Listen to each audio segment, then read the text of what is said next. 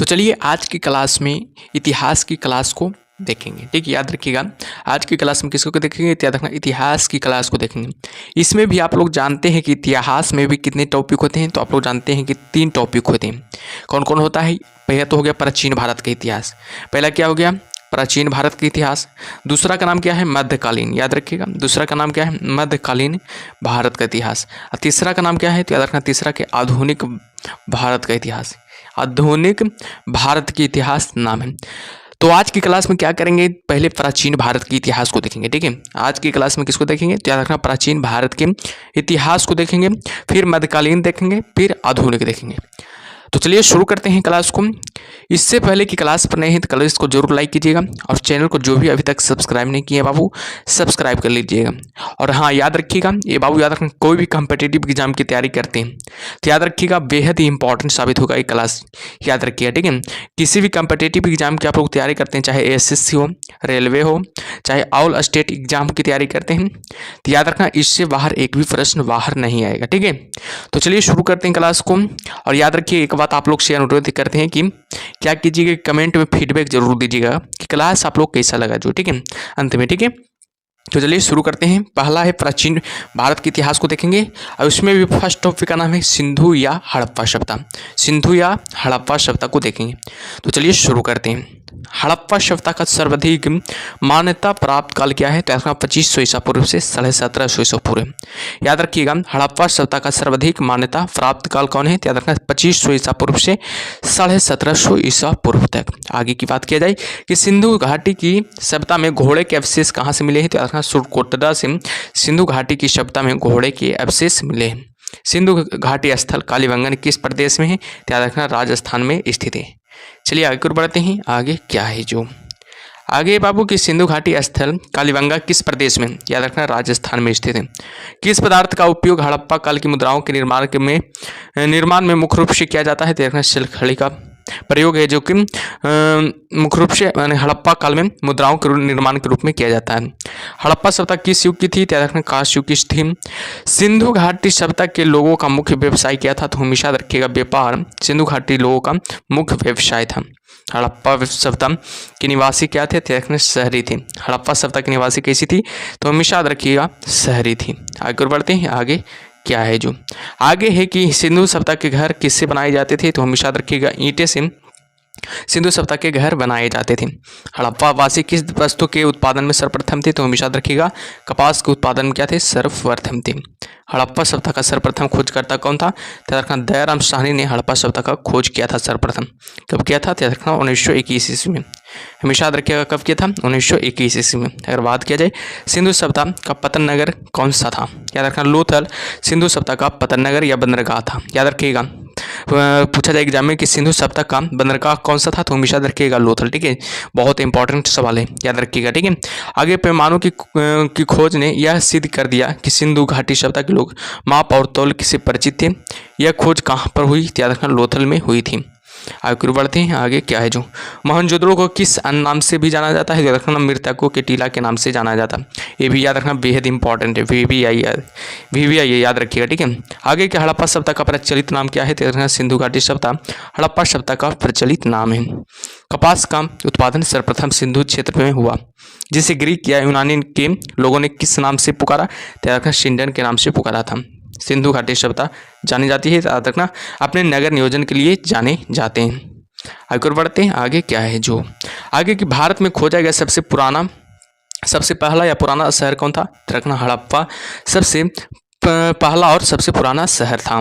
भारत में चांदी की उपलब्धता के प्राचीनतम साक्ष्य मिलते हैं। हड़प्पा संस्कृति से भारत में चांदी की उपलब्धता के प्राचीनतम साक्ष्य मिलते हैं।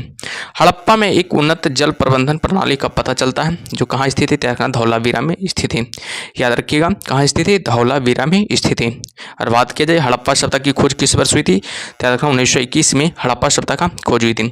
और बात किया जाए हड़प्पा सभ्यता की खोज किसने किया था? तो दयाराम साहनी ने।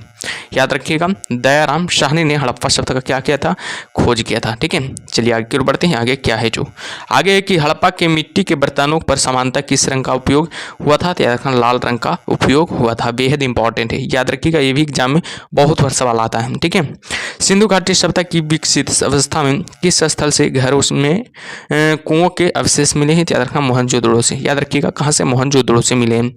सिंधु घाटी सभ्यता की खोज निकालने में जिन दो भारतीयों का नाम जुड़ा है वे कौन है, तो याद रखना दयाराम साहनी और राखाल दास बनर्जी।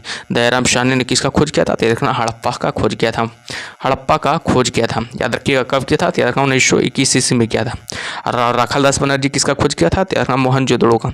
हमेशा याद रखिएगा, मोहनजोदड़ो का खोज किया था। कब किया था, तो याद रखना 1922 ईस्वी में। याद रखिएगा, 1922 ईस्वी में किया था। बेहद इंपॉर्टेंट है। ठीक है, चलिए आगे बढ़ते हैं बाबू। आगे क्या है जो रंगपुर, जहां हड़प्पा की समकालीन सभ्यता थी, वह रखना सौराष्ट्र में स्थित है। कहाँ स्थित है, तो हमेशा रखिएगा सौराष्ट्र में स्थित है। हड़प्पा एवं मोहनजोदड़ो की पुरातात्विक खुदाई के प्रभारी कौन थे, तो रखना सर जॉन मार्शल हड़प्पा एवं मोहनजोदड़ो की पुरातात्विक खुदाई के प्रभारी थे। आगे बढ़ते हैं। किसी पशु की आकृति जो मुहर पर मिली है, जिससे अज्ञात होता है कि सिंधु घाटी एवं मेसोपोटामिया की सभ्यता के मध्य व्यापारिक संबंध थे, याद रखना बैल का। याद रखिएगा, बैल का। ठीक है, आगे बढ़ते हैं कि हड़प्पा के लोगों की सामाजिक पद्धति कैसी थी, रखना उचित सामंतवादी। याद रखिए, कैसी थी, रखना उचित सामंतवादी थी। आगे बढ़ते हैं। हड़प्पा के सभ्यता के अंतर्गत हल से जोते गए खेत का साच कहाँ से मिला है, रखना कालीबंगा से मिला है। कालीबंगा कहाँ स्थित है, तो हमेशा याद रखिएगा राजस्थान में स्थित है। हमेशा याद रखिएगा, कालीबंगा कहाँ स्थित है, तो याद रखिएगा राजस्थान में स्थित है। आगे बढ़ते हैं। सिंधु सभ्यता की ईंटों का अलंकरण किस स्थान से मिला है, तो रखना कालीबंगा से मिला है।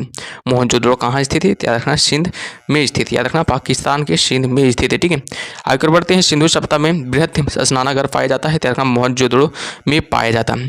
हड़प्पा कालीन स्थलों में अभी तक किस धातु की प्राप्ति नहीं हुई है, तो लोहा की प्राप्ति नहीं हुई है। किस वस्तु के अवशेष सिंधु घाटी सभ्यता से प्राप्त नहीं हुए, तो गाय का अवशेष है जो सिंधु घाटी सभ्यता से प्राप्त नहीं हुए। स्वातोत्तर भारत में सबसे अधिक संख्या में हड़प्पा युगीन स्थलों की खोज किस प्रांत में हुई थी, तो गुजरात प्रांत में हुई थी। किस हड़प्पा कालीन स्थल से नृत्य मुद्रा वाली कांस्य मूर्ति प्राप्त हुई, तो मोहनजोदड़ो से नृत्य करती हुई मुद्रा वाली कांस्य मूर्ति क्या हुई थी, प्राप्त हुई थी। ठीक है, हड़प्पा किस धातु से परिचित नहीं थी, तो लोहा से परिचित नहीं थे। याद रखना, हड़प्पा किस धातु से परिचित नहीं थी, तो लोहा से परिचित नहीं थे। ठीक है, किस हड़प्पा कालीन स्थल से युगल सावधान का साक्ष्य मिला है, तो लोथल से युगल सावधान का साक्ष्य मिला है। मानव समाज विलक्षण है क्योंकि वह मुख्यतः आश्रित होता है, तो संस्कृति पर आश्रित होता है। सिंधु सभ्यता संबंधित है, तो आधे ऐतिहासिक युग से संबंधित है। किस युग से, आधे ऐतिहासिक युग से संबंधित है। ठीक है, एक और बढ़ते हैं। आगे क्या है जो आगे की सिंधु घाटी की सभ्यता गैर आर्य थी क्योंकि वह थी कैसी, नगरीय सभ्यता थी। सिंधु घाटी सभ्यता को आर्यों से पूर्व की रखे जाने का महत्वपूर्ण कारक क्या था, मृद भांडा था।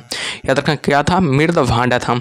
सिंधु घाटी संस्कृत वैदिक सभ्यता से भिन्न थी क्योंकि इसके पास विकसित शहरी जीवन की सुविधाएं थी। ठीक है, चलिए आगे की ओर बढ़ते हैं। आगे क्या है जो आगे है कि हड़प्पा संस्कृति की जानकारी का मुख्य स्रोत क्या है, तो पुरातात्विक खुदाई के चलते ही हड़प्पा संस्कृति की जानकारी का मुख्य स्रोत प्राप्त हुआ। सिंधु घाटी के निवासियों की सभ्यता को जानने का मूल स्रोत है वहाँ पाए गए बर्तन, जेवर, हथियार और औजार से। याद रखिएगा, बर्तन, जेवर, हथियार और औजार से। ठीक है, याद रखिएगा। ठीक है, चलिए आगे की ओर बढ़ते हैं। आगे क्या है जो आगे कि भारत में चांदी की उपलब्धता के प्राचीनतम साक्ष्य मिलते हैं। हड़प्पा संस्कृति से भारत में चांदी की उपलब्धता के प्राचीनतम साक्ष्य मिलते हैं। हड़प्पा में मिट्टी के बर्तनों पर सामान्यतः किस रंग का उपयोग हुआ था, तो लाल रंग का उपयोग हुआ था। मूर्ति पूजा का क्रम कब से माना जाता है, तो पूर्व आर्य से माना जाता है। विशाल स्नानागार किस पुरातत्व स्थल में से पाया गया था, तो मोहनजोदड़ो से पाया गया था। आगे बढ़ते हैं। आगे क्या है जो आगे बाबू हड़प्पा सभ्यता स्थल लोथल स्थित है, गुजरात राज्य में स्थित है। हड़प्पा शहर लोथल किस कहाँ स्थित है, गुजरात में स्थित है। हड़प्पा शहर का सबसे बड़ा बंदरगाह कौन है, लोथल हो जाएगा। हड़प्पा सभ्यता का सबसे बड़ा बंदरगाह, याद रखिएगा, सबसे बड़ा बंदरगाह कौन सा है, लोथल हो जाएगा सबसे बड़ा बंदरगाह। याद रखिएगा, सबसे बड़ा बंदरगाह लोथल हो जाएगा। ठीक है, धौलावीरा किस राज्य में स्थित है, गुजरात राज्य में स्थित है। धौलावीरा कौन सा हड़प्पीय नगर 3 भागों में विभक्त था, याद रखना धौलावीरा 3 भागों में क्या था, विभक्त था, याद रखिएगा। ठीक है, चलिए अगला टॉपिक का नाम है वैदिक सभ्यता। देखते हैं अगला टॉपिक का नाम क्या है, वैदिक सभ्यता। ये भी इंपॉर्टेंट है, याद रखना, इससे भी एग्जाम में बहुत सवाल बनता है। ठीक है, तो चलिए शुरू करते हैं। इससे पहले एक जरूर लाइक कीजिएगा। आप लोग क्या कीजिए, लाइक कर दीजिए। ठीक है, आप लोग क्या करते हैं कि लाइक नहीं करते हैं, सिर्फ खाली देखते हैं। ठीक है, और चैनल को जो भी अब तक सब्सक्राइब नहीं किया बाबू सब्सक्राइब कर लीजिए। ठीक है, और फीडबैक जरूर दीजिएगा क्लास के अंत में। ठीक है, कमेंट बॉक्स में। आगे है कि पूर्व वैदिक या ऋग वैदिक संस्कृति काल का किसे माना जाता है, देखना 1500 ईसा पूर्व से 1000 ईसा पूर्व के। उत्तर वैदिक संस्कृति का काल किसे माना जाता है, देखना 1000 ईसा पूर्व से 600 ईसा पूर्व तक। आर्य शब्द का शाब्दिक अर्थ क्या होता है, श्रेष्ठ या कुलीन होता है, याद रखिएगा। आर्य शब्द का शाब्दिक अर्थ क्या होता है, देखना श्रेष्ठ या कुलीन होता है। ठीक है, किस फसल का ज्ञान वैदिक काल के लोग को नहीं था, याद रखना तंबाकू का ज्ञान वैदिक काल के लोगों को नहीं था। उत्तर वैदिक काल के वेद विरोधी और ब्राह्मण विरोधी धार्मिक अध्यापकों को किस नाम से जाना जाता था, तो श्रमण के नाम से जाना जाता था।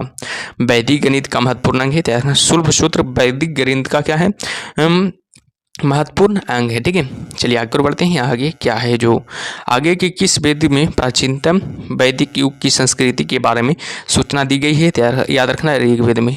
वेदों की संख्या कितनी है, याद रखना 4 है। वेदों की संख्या कितनी है, तो हमेशा याद रखिएगा 4 हो जाएगा। कौन कौन हो जाएगा, ऋग्वेद हो जाएगा, अथर्ववेद हो जाएगा, सामवेद हो जाएगा, यजुर्वेद हो जाएगा। याद रखिएगा ऋग्वेद, यजुर्वेद, सामवेद, अथर्ववेद हो जाएगा।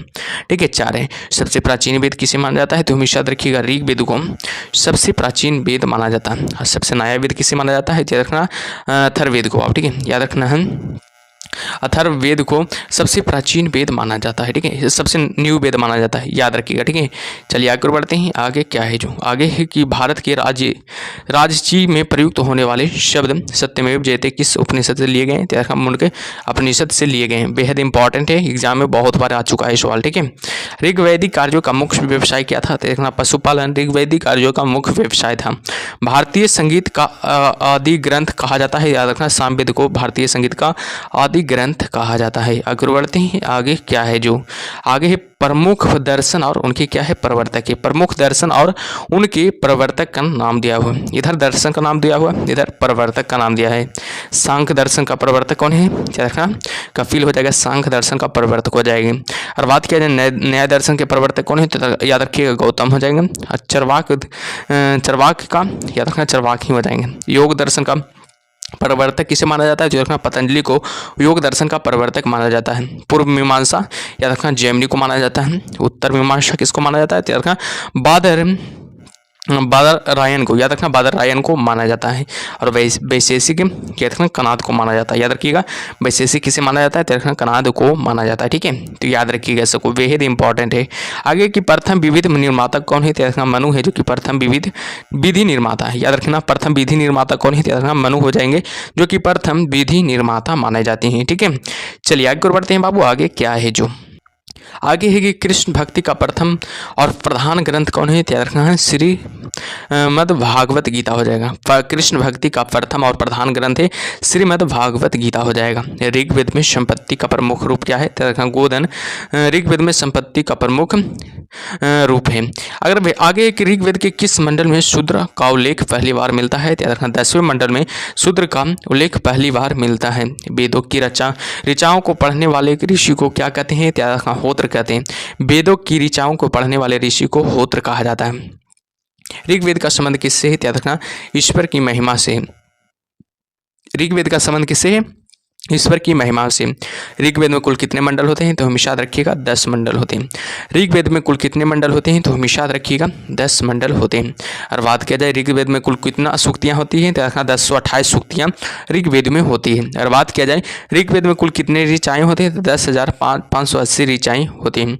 और बात किया जाए ऋग्वेद में इंद्र के लिए ऋचाएँ कितनी हैं, तो रखना 250 है, जो कि इंद्र के लिए ऋचाएँ हैं। और ऋग्वेद में अग्नि के लिए कितने ऋचाएँ हैं, तो याद रखना 200 ऋग्वेद में अग्नि के लिए ऋचाएँ। और बात किया जाए सबसे पुराना वेद कौन सा है, तो अब थोड़ा देर पहले ही बताए हैं कि ऋग्वेद है, जो कि सबसे पुराना वेद है। सबसे नया वेद हो जाएगा अथर्ववेद।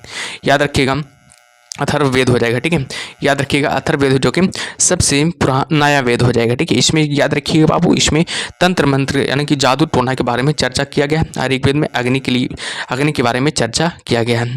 याद रखिएगा एक प्रश्न और पूछा जाता है कि संगीत के बारे में कौन सा वेद प्रसिद्ध है, तो याद रखना संगीत के लिए सामवेद हो जाएगा। ठीक है, याद रखना स से संगीत हो जाता है, स से सामवेद हो जाएगा। ठीक है, सामवेद हो जाता है, याद रखिए संगीत के लिए प्रसिद्ध है। ठीक है, चलिए आगे और बढ़ते हैं। आगे क्या है, जो आगे थोड़ा कुछ ज्ञान की बातें हैं, ध्यान दीजिएगा। ठीक है, वेदों की संख्या कितनी होती है, 4 होती है, जिसमें ऋग्वेद हो गया, सामवेद हो गया, यजुर्वेद हो जाएगा, अथर्ववेद हो जाएगा। इनमें सबसे प्राचीन वेद कौन हो जाएगा, ऋग्वेद हो जाएगा। इनमें सबसे प्राचीन वेद कौन है, तो याद रखना ऋग्वेद हो जाएगा। लेकिन नया वेद की बात किया जाए, नया वेद हो जाएगा अथर्ववेद हो जाएगा। नया वेद कौन सा हो जाएगा, अथर्ववेद हो जाएगा। त्रयी नाम से कहे, याद रखना 3 वेद होते हैं। त्रयी नाम है तीनों वेदों का, याद रखना तीनों वेद का नाम त्रयी नाम है। कौन कौन वेद का नाम है त्रयी नाम, याद रखना पहला ऋग्वेद का नाम है, दूसरा यजुर्वेद का नाम है, तीसरा सामवेद को वेद त्रयी या त्रयी न कहा जाता है। याद रखिएगा वेद त्रयी या त्रयी किसे कहा जाता है, तो याद रखना ऋग्वेद, यजुर्वेद और सामवेद को वेद त्रयी या त्रयी कहा जाता है। आगे बढ़ते हैं। आगे क्या है, जो आगे है किस वैदिक ग्रंथ में वर्ण शब्द का सर्वप्रथम नामोल्लेख मिलता है, तो याद रखना ऋग्वेद में। याद रखना ऋग्वेद में मिलता है। भारत का सबसे प्राचीन धर्म ग्रंथ कौन सा है, तो याद रखना वेद है, जो कि भारत का सबसे प्राचीन धर्म ग्रंथ है। अथर्ववेद का अर्थ क्या है, तो याद रखना पवित्र जादू। याद रखना अथर्ववेद का अर्थ क्या होता है, तो याद रखना पवित्र जादू होता है। पूर्व मीमांसा दर्शन के प्रतिपादक कौन है, तो याद रखना जैमिनी है, जो कि पूर्व मीमांसा दर्शन के प्रतिपादक है। और बात किया जाए सबसे प्राचीन पुराण कौन सा है, तो याद रखना मत्स्य पुराण है, जो कि सबसे प्राचीन पुराण माना जाता है। बेहद इंपॉर्टेंट है, ये भी एग्जाम में बहुत बार आ चुका है, ध्यान दीजिएगा इस प्रश्न पर। ठीक है, चलिए आगे बढ़ते हैं। आगे क्या है, जो आगे बाबू की ब्राह्मण ग्रंथों में सबसे प्राचीन ग्रंथ कौन सा था, याद रखना शतपथ ब्राह्मण है, जो कि सबसे प्राचीन ग्रंथ था। अगर बात किया जाए वर्ण व्यवस्था से संबंधित पुरुष सूक्त मूलतः पाया जाता है, तो याद रखना ऋग्वेद में पाया जाता है। गोपद ब्राह्मण संबंधित है, तो याद रखना अथर्ववेद से गोपद ब्राह्मण क्या है, संबंधित है। उपनिषदों का मुख्य विषय है, तो याद रखना दर्शन है, जो कि उपनिषदों का मुख्य विषय है। ठीक है, आगे बढ़ते हैं। नचिकेता आख्यान का उल्लेख मिलता है, तो याद रखना कठोपनिषद में नचिकेता और आख्यान का उल्लेख मिलता है। अगर बढ़ते हैं। पुराणों की संख्या कितना है, आप लोग बताइएगा। पुराणों की संख्या कितना है, तो आप लोग जानते हैं कि पुराणों की संख्या 18 है बाबू। आप लोग जानते हैं कि पुराणों की संख्या कितना है, तो याद रखना 18 है। ठीक है, 18 है, याद रखिएगा। ठीक है, अगर बात और वेदों की संख्या कितना है, तो अभी बताएं आप लोग को 4 है। ठीक है, वेदों की संख्या 4 है या पुराणों की संख्या 18 हो जाएगा। ठीक है, तो याद रखिएगा। ठीक है, आगे है कि वैदिक धर्म का मुख्य लक्षण किसकी उपासना से था, तो प्रकृति की उपासना से था। किस देवता के लिए, ऋग्वेद में पुरंदर शब्द का प्रयोग हुआ, तो याद रखना इंद्र देवता के लिए ऋग्वेद में पुरंदर शब्द का प्रयोग हुआ था। और बात किया जाए शुल्भ सूत्र किस विषय से संबंधित पुस्तक है, तो याद रखना जयमिति से संबंधित पुस्तक है। अस्तोमा सदगमय कहाँ से लिया गया है, तो ऋग्वेद से लिया गया है। अस्तोमा सदगमय कहाँ से लिया गया है, तो हमेशा रखिएगा ऋग्वेद से लिया गया है। और भारत में बाहर से आए और सर्वप्रथम बसे थे, याद रखना पंजाब में बसे थे। याद रखना कहाँ बसे थे, तो हमेशा रखिएगा पंजाब में बसे थे। ठीक है, आगे बढ़ते हैं बाबू। आगे क्या है, जो ऋग्वेद का कौन सा मंडल पूर्णतः सोम को समर्पित है, तो रखना 9वां मंडल है, जो कि पूर्णतः सोम को समर्पित है। प्रसिद्ध 10 राजाओं का युद्ध, 10 राज्य युद्ध किस नदी के तट पर लड़ा गया था, तो प्रभुषणी तट पर लड़ा गया था। हमेशा रखिएगा प्रभुषणी तट पर लड़ा गया था। धर्मशास्त्रों में राजस्व की दर क्या है, तो 1/6 है। ठीक है, आगे बढ़ते हैं। आगे क्या है, जो आगे है कि 1800 ईसा पूर्व से 1600 ईसा पूर्व का काल किस युग से जुड़ा है, तो ब्राह्मण युग से जुड़ा है। हमेशा याद रखिएगा किस युग से जुड़ा है, तो हमेशा याद रखिएगा ब्राह्मण युग से जुड़ा है। आरंभिक वैदिक साहित्य में सर्वाधिक वर्णित नदी है, तो सिंधु नदी आरंभिक वैदिक साहित्य में सर्वाधिक वर्णित नदी मानी जाती है। बेहद ही इंपॉर्टेंट है, एग्जाम में बहुत बार सवाल बनता है। ठीक है, चलिए आगे बढ़ते हैं बाबू। आगे क्या है, जो आगे के उपनिषद काल के राजा अश्वपति कहाँ के शासक थे, तो हमेशा रखना कैकेयी के शासक थे। उपनिषद काल के राजा अश्वपति कहाँ के शासक थे, तो हमेशा रखना कैकेयी के शासक थे। अध्यात्म ज्ञान के विषय में नचिकेता और यम का संबंध किस उपनिषद में प्राप्त होता है, तो याद रखना कठोपनिषद में प्राप्त होता है। वैदिक नदी कुंभा का स्थान कहाँ निर्धारित होना चाहिए, तो याद रखना अफगानिस्तान में निर्धारित होना चाहिए। कपिल मुनि द्वारा प्रतिपादित दार्शनिक प्रणाली है, तो याद रखना सांख्य दर्शन प्रणाली है, याद रखिएगा। ठीक है, चलिए आगे बढ़ते हैं। आगे क्या है जो आगे देखिएगा, भारत के किस स्थल की खुदाई से लौह धातु के प्रचलन के प्राचीनतम प्रमाण मिले हैं? अंतरंजी खेड़ा, याद रखना अतरंजी खेड़ा हो जाएगा। ठीक है, हमेशा याद रखिएगा अतरंजी खेड़ा हो जाएगा। किस काल में अछूत की अवधारणा स्पष्ट रूप से उदय हुई है? देखना धर्मशास्त्र के काल में, याद रखना हमेशा धर्मशास्त्र के काल में। गायत्री मंत्र यानी कि देवी सावित्री को संबोधित किस पुस्तक में मिलता है? देखना ऋग्वेद में मिलता है। न्याय दर्शन को प्रचारित किया था? देखना गौतम ने किया था। न्याय दर्शन को प्रचारित किसने किया था? देखना गौतम ने किया था। प्राचीन भारत में निष्क से जाने जाते थे? देखना स्वर्ण आभूषण है जो निष्क से जाने जाते थे।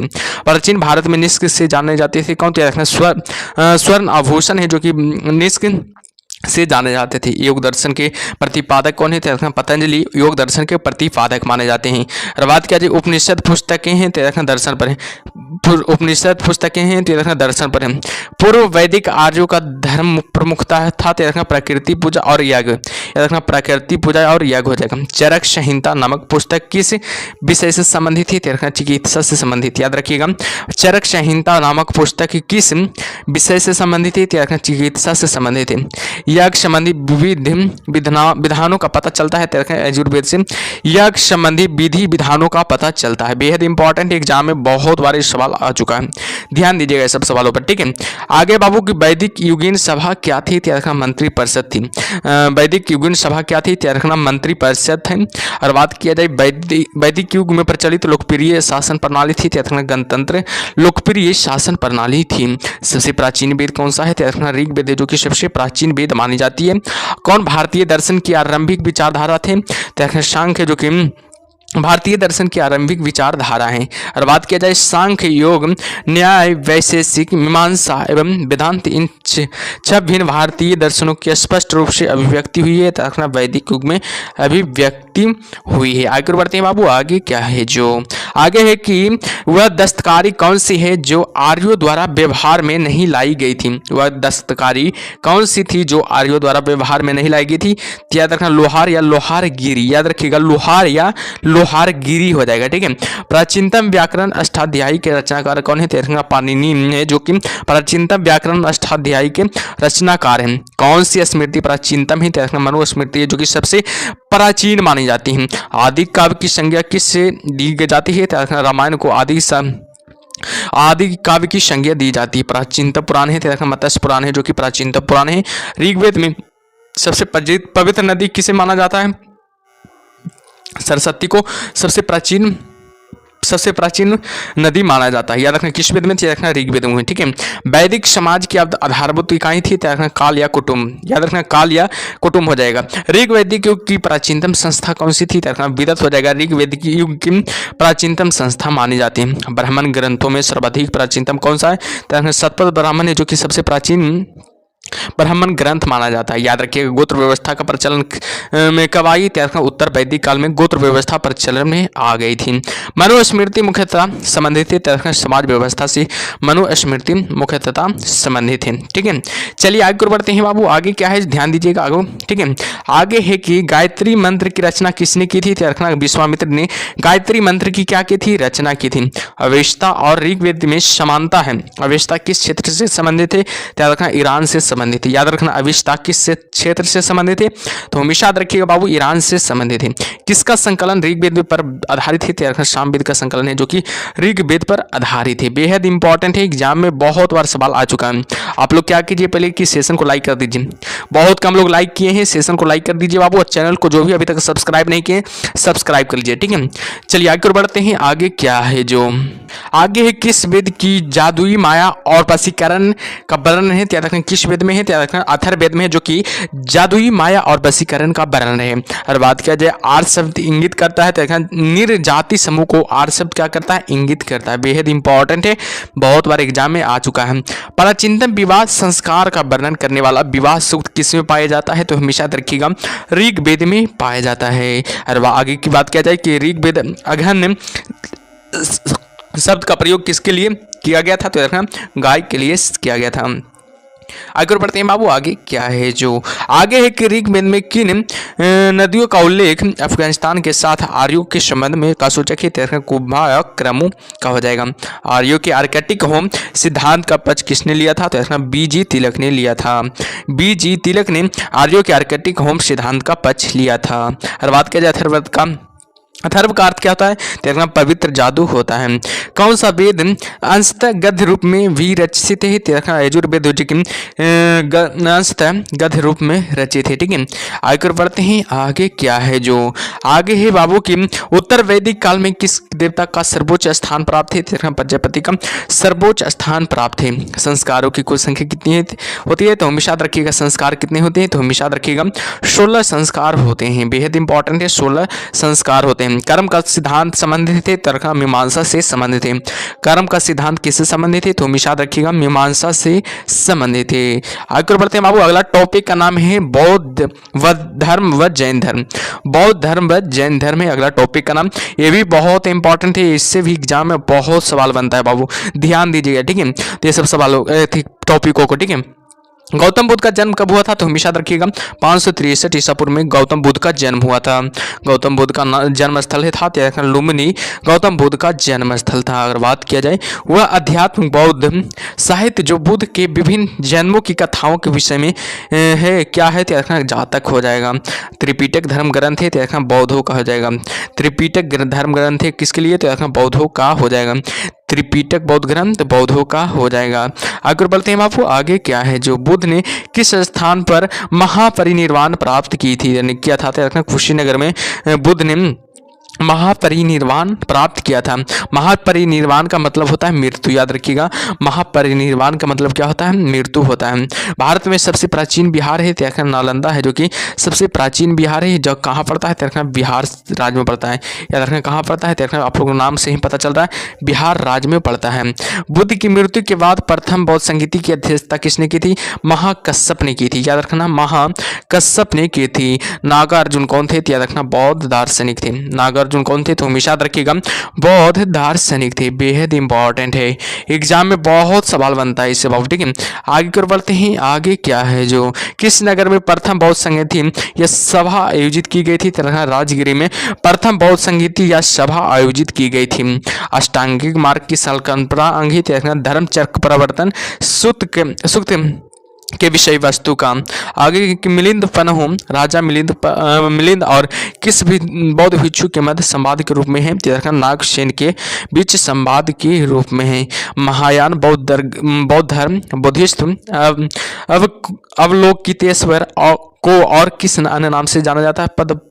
पदपानी के नाम से जाना जाता है। आगे बढ़ते हैं। आगे क्या है जो बौद्ध धर्म तथा जैन धर्म दोनों की ही विश्वास करते हैं तथा कर्म तथा पुनर्जन्म के सिद्धांत सही है। याद रखना बौद्ध धर्म तथा जैन धर्म दोनों ही विश्वास करते हैं कि कर्म तथा पुनर्जन्म के सिद्धांत सही है। और बात किया जाए कनिष्क के शासनकाल में चतुर्थ बौद्ध संगीति सभा किस नगर में आयोजित की गई थी? कुंडलमणि के जो कि कहाँ पड़ता है? कश्मीर में पड़ता है। तृतीय बौद्ध संगीति कहाँ आयोजित हुई थी?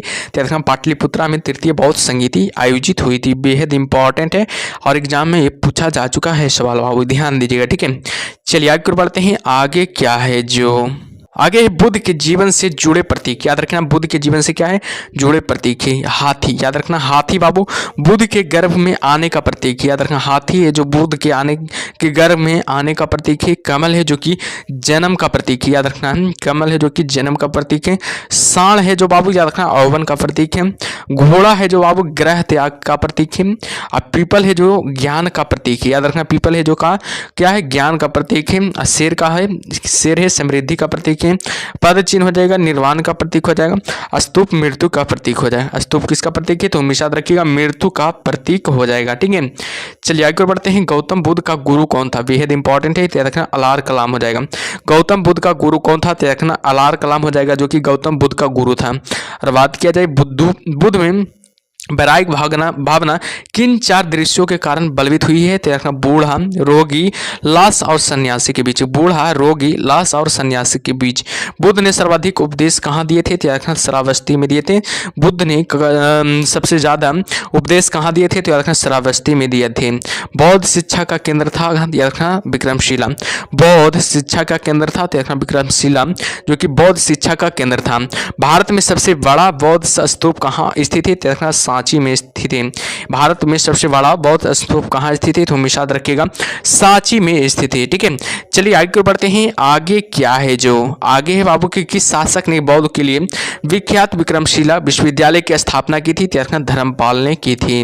और बात करें किसके द्वारा तृतीय बौद्ध संगीति को संरक्षण प्रदान किया गया था? तो अशोक के द्वारा तृतीय बौद्ध संगीति के संरक्षण का प्रदान किया गया था। बौद्ध ग्रंथ पिटकों की रचना किस भाषा में की गई थी? याद रखना पाली में की गई थी।